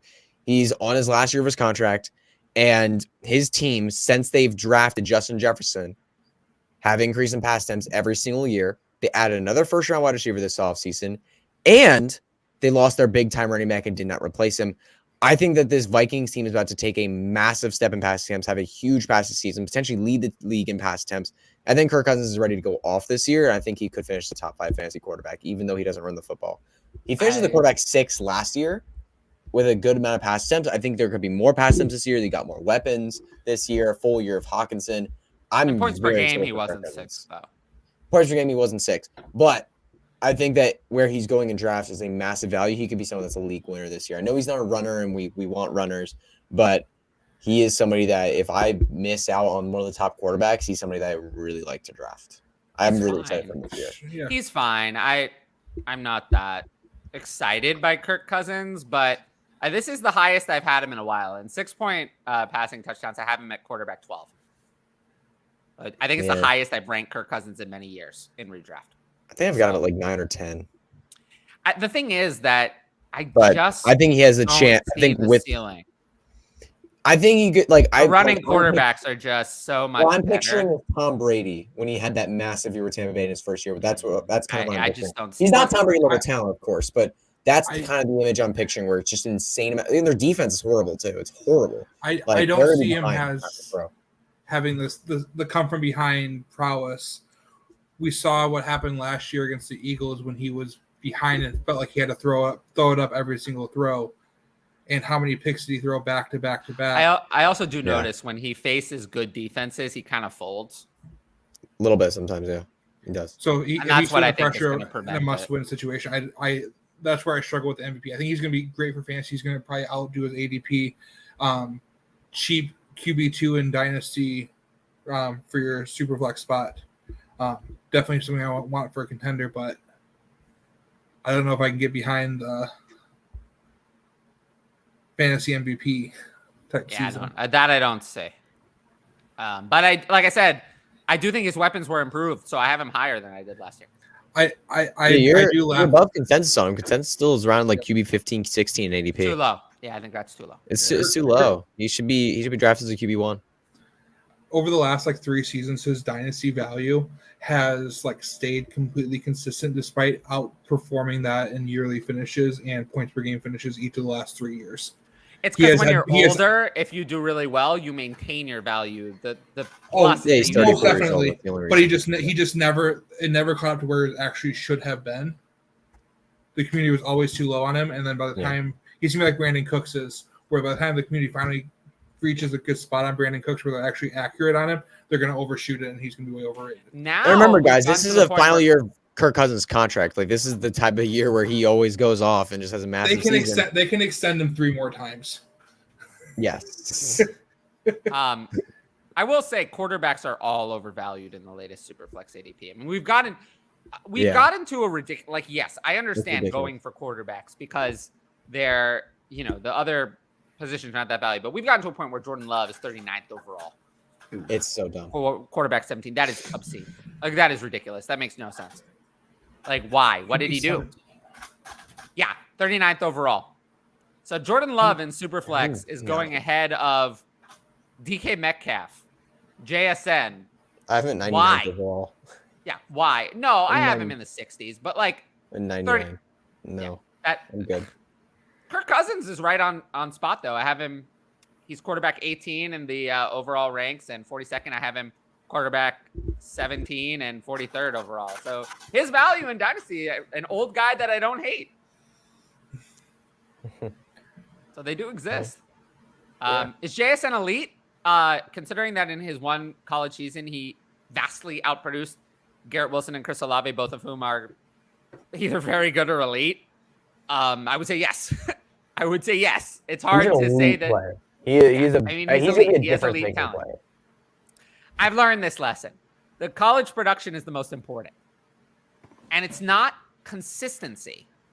It's the peak is better. It's better to have a higher peak and less consistency than not have the higher peak. So JSN is lead.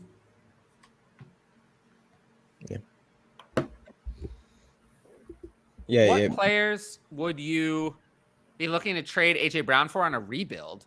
Will I get more value trading him during the season? You might and you might not. I don't think you have a problem getting value for AJ Brown. No. Like, I don't think that's going to be an issue.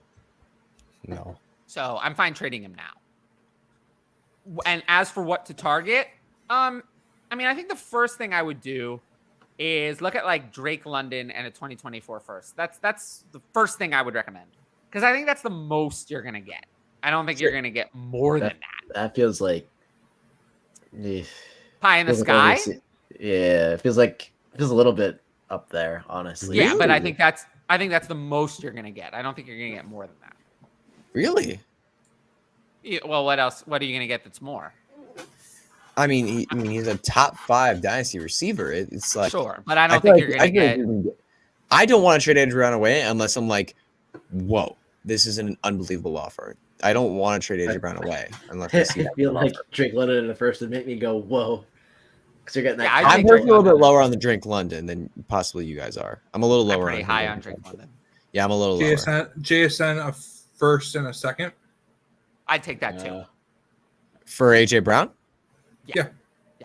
For sure. I think I'd take that. I think we're gonna look back. Yeah. What if it's a 2025 first instead of 2024 first? No. I don't know. Then no. No. I think we're going to look back, though. Forgetting about all these offers, let's just talk about A.J. Brown specifically. I think we're going to look back at this time next year, and A.J. Brown's not going to be worth what he's worth now. Because I don't think A.J. Brown's going to finish in the top 5 this year. And if he doesn't finish in the top 5 this year, then he's going to be – next offseason he's going to turn 27. Yeah, 27. He didn't finish in the top 5 this year. He's not going to be Dynasty wide receiver 4 next year. He's just not. Probably not. Yeah. I think he's going to be – that's why I have CeeDee Lamb kind of a little tier above him. You guys like – because he just has the age on his side, and I have CeeDee Lamb higher in redraft.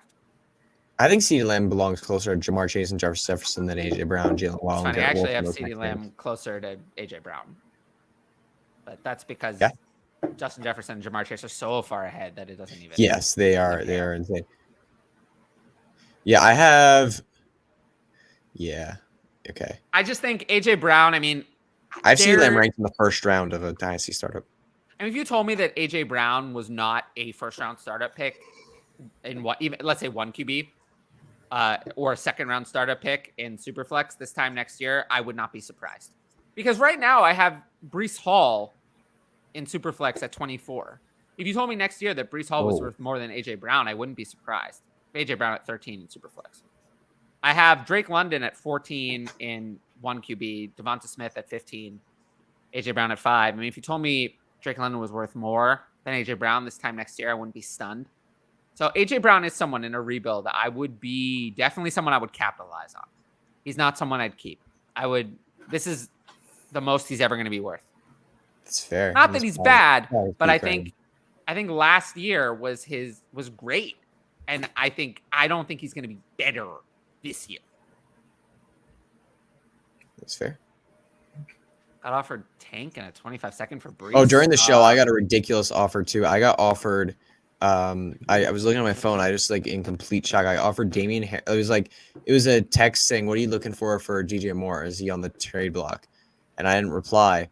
We were on the show. I didn't reply. And then he offered me. I mean, this guy's been. I don't know. I've seen his offers. It's ridiculous what he offers me. But it was Damian Harris. It was Juju Smith-Schuster and a 2026 third-round pick for DJ Moore. And I was like, "What even is this?" He weighed that trade offer in his head, and he was like, "Do I have to send the 2026 third?" He's like, "Fine, seriously, I'm going to give Hutch a bone here and give him the 2026 third." That'll convince him. Like, so ridiculous. Like, what the heck even is that? I don't want to be mean, but I can't listen to CBS's new Dynasty show. What is CBS's new Dynasty show? Do they have a new Dynasty show? No idea. I got to be honest with you. I've never listened to anything CBS, honestly. I've never listened to CBS's. The most I get is the 5 minutes on Sunday mornings before the 1 o'clock kickoff starts. That's it. Yeah, that's it. I don't watch anything. I can't comment on whether it's good or bad. I mean, I'm not. I don't care. I'll step into hot water and criticize other people's shows. Usually not by name. I usually don't go in and say someone's show is bad.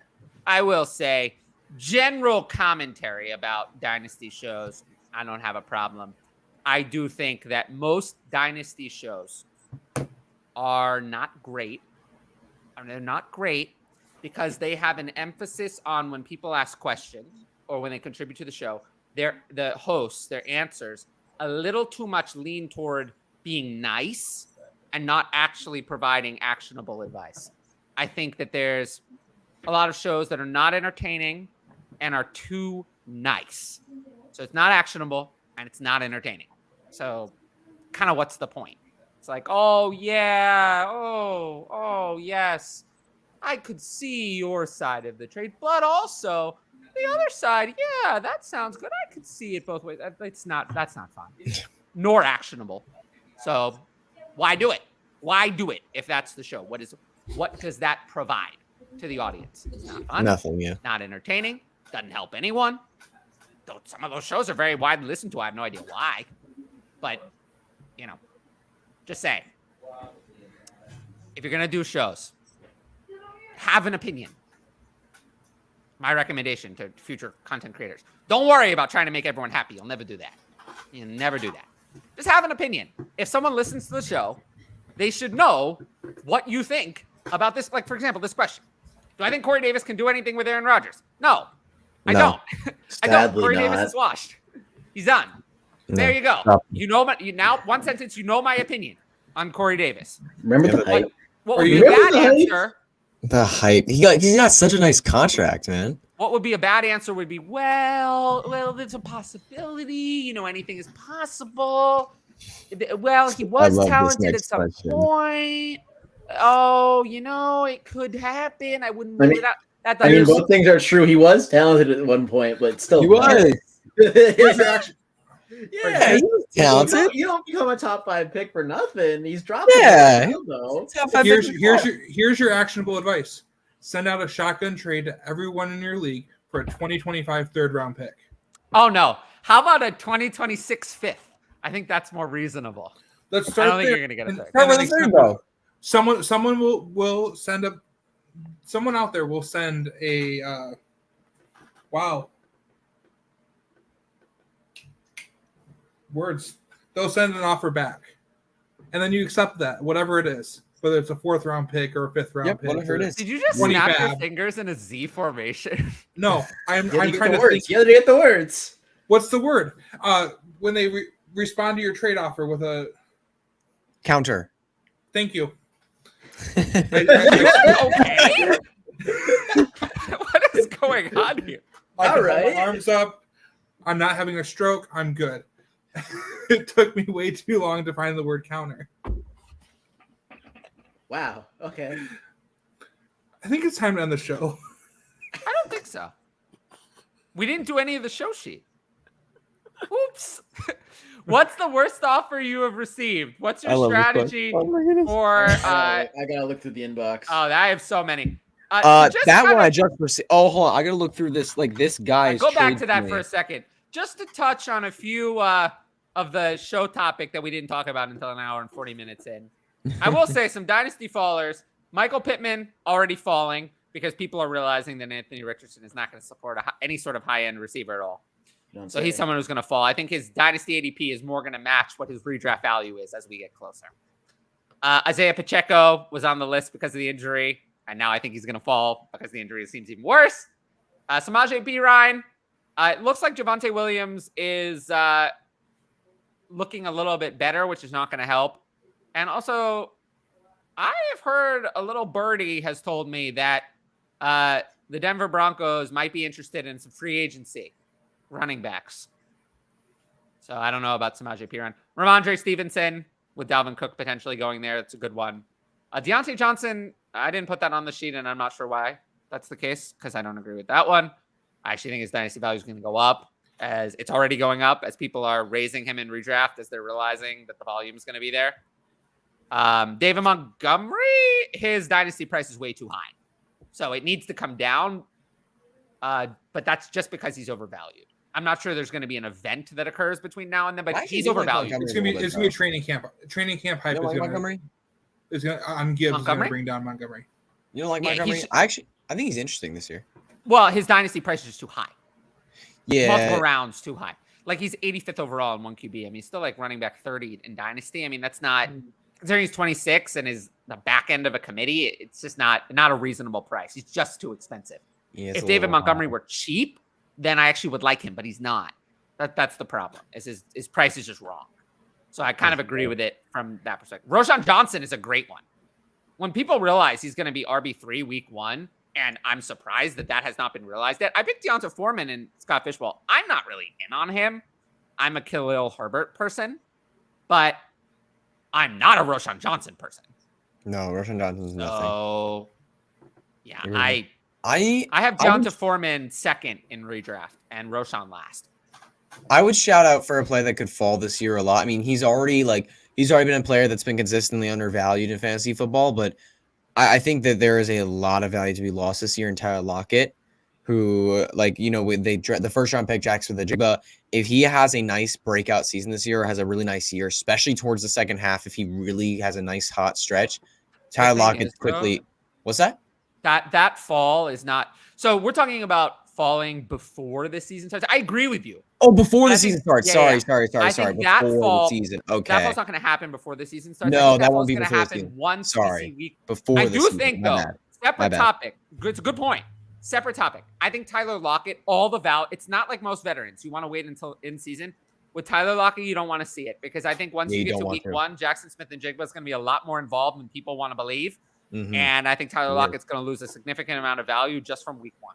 So he's one you don't want to see it. I would just get out while you can because we're already starting to move to redraft season. People are ranking Tyler Lockett in the top 20 for no reason. He's not going to finish there this year. They're saying, it's always been the same. Well, this year it's not the same. This year they added this is the first year they actually added to the wide receiver core significantly. They didn't do that in 2020. They didn't do that in 2021. They didn't do that in 2022. This year they did. They did add something very significant, someone elite. So it's going to change. So that's why people are not factoring that in enough. Yeah, Tyler Lockett. Yeah. But for someone before the season, Roshan is a good one. Roshan's a great one. Yeah, great one. I don't believe this will. I don't know if you mentioned his name. Sorry, you went through the names kind of quickly. I would shout out Samaje Perine actually. Yeah, I said that. Yeah. You said Samaje. Okay, yeah, it's true. Yeah, I don't know how much he's going to fall though. I just do think there's a risk that people are hoping for the nuts scenario where Javonte Williams isn't ready. Javonte hype. And so much of it. And they don't sign a free agent. I think that's not going to happen. I think either Javonte is going to be ready or they're going to sign a free agent to replace him. Yes. So I'm a little souring on the idea that Samaje Perine is going to get the role. I think you'd actually rather have Javonte healthy than have the free agent signed. I think you're better off in that case. Because then you could get a handcuff role early on. Roshan Johnson is going to be the biggest faller. I see him as a disaster. Yeah, he's a complete and utter disaster. I found it. I found the answer to that question. What's the answer? I was offered Tyreek Hill for Jamar Chase and 2 first-round picks. Why? Wait. I have one as well. I was offered. I have to pull it back up again because I gotta see what the date on I was this is, pulling through. though. I found it. It was. What the crap? Where is this trade?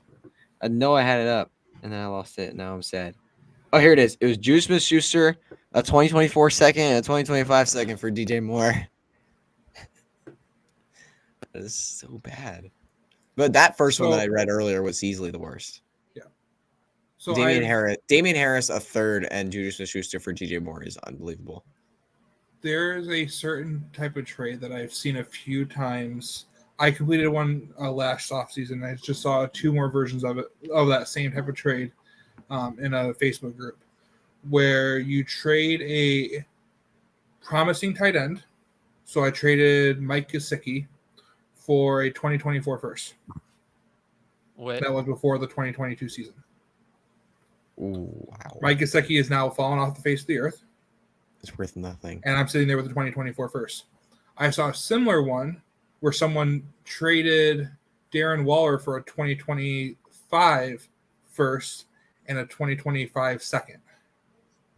Ooh. Those are the types of trades these tight ends who are getting ready to change teams, moving things around, that have this promise of being a top 12 tight end and maybe getting into like the top 6 area.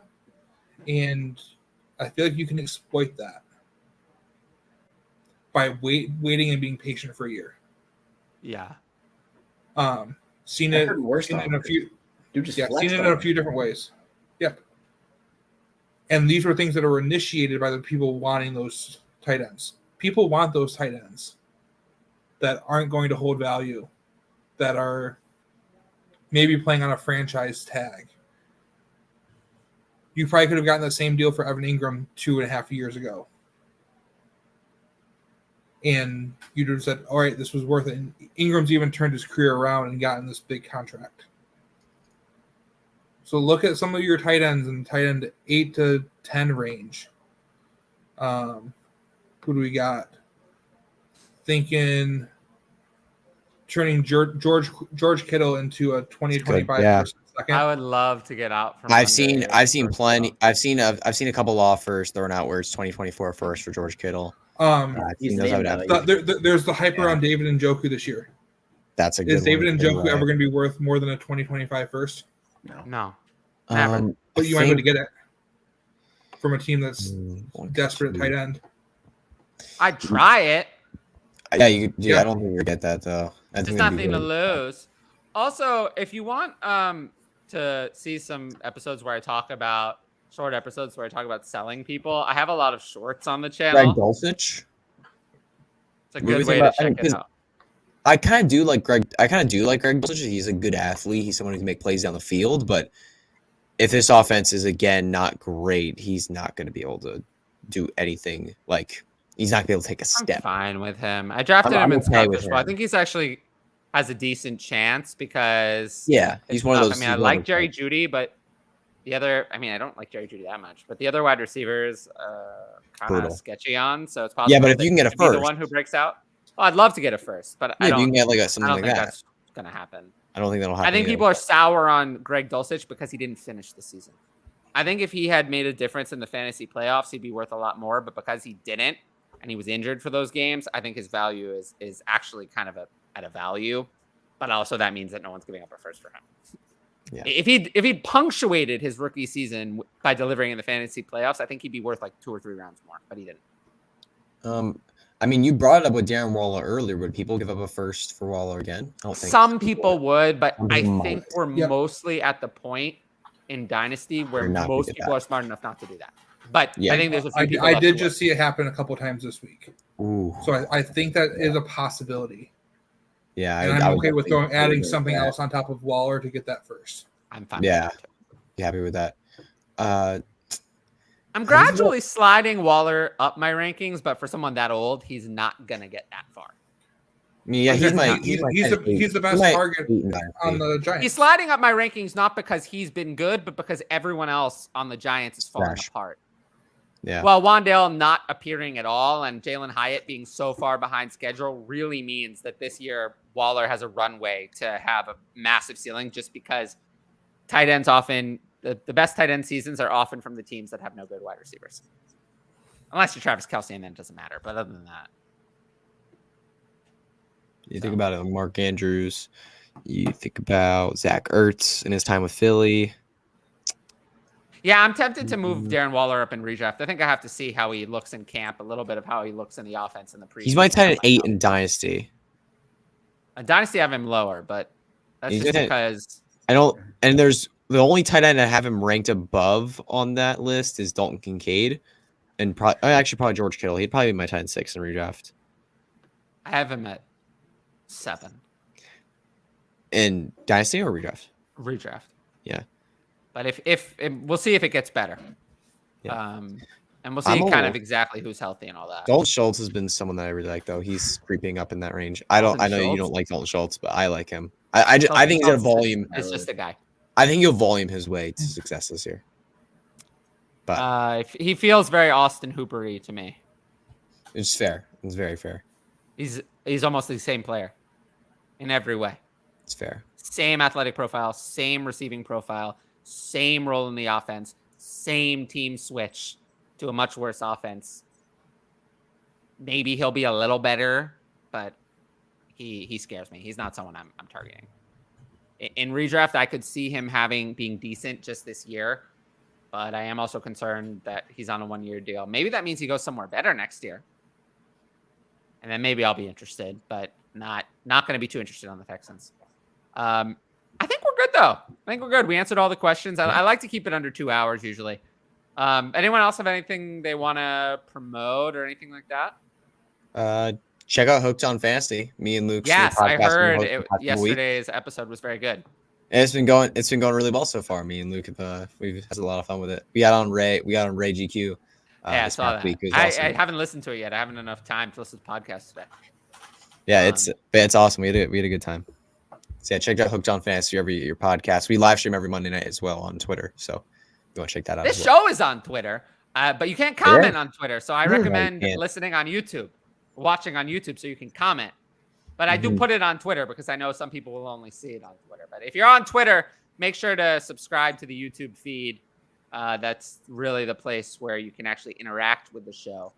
Outside of that, make sure to check out my videos. I did a bunch of shorts, and then I did 2 videos. Neither of them really got a lot of attention. Real life kind of intervened. I didn't post them when I wanted, but I did one about the DeAndre Hopkins signing I covered. That's why we didn't talk about it too much today. Check out that video. I talked about Treylon Burks. I talked about Chig Okonkwo. I talked about Ryan Tannehill, Will Levis. I talked about all that on that. And then I also did a questions video as well. That's also on the channel. And then I did some shorts. I did one on Kadarius Toney. I did one on Antonio Gibson and Joe Mixon. Yeah, I think that's everything. Sign up for the Patreon if you haven't. I will say that there is not going to be a start sit show on YouTube this year. I always talk about doing that. Never pays off. It's never worth it. So if you want the start sit stuff, I am going to have that on my Patreon throughout the year. That's what I'm best known for. As for answering the questions on Twitter, I'll probably do it not to the extent that I've done in previous years. So sign up for that Patreon. There'll be another Venmo offer if you just want the spreadsheet, if you just want my rankings, and you don't need to ask every question. There'll be a good deal on that. I think it'll probably be $15 for the whole season. So if you want just the start sit rankings without having to actually ask a question, I'll have that. I'll put that up probably mid-August. Right now, you can have the redraft version of the spreadsheet for $8, just like a blue check on Twitter. And yeah, make sure to like, comment, and subscribe if you're here. And I think I got through all my promos. Oh, if you're on the podcast feed, make sure to follow the podcast or subscribe to the podcast or whatever it is. Absolutely. And leave any comments if you're watching this afterwards, because that's likes and comments after the video are what helps the stream get the most traction afterwards. But appreciate all the co-hosts, appreciate all the audience, and I will see you all later. Peace. See ya.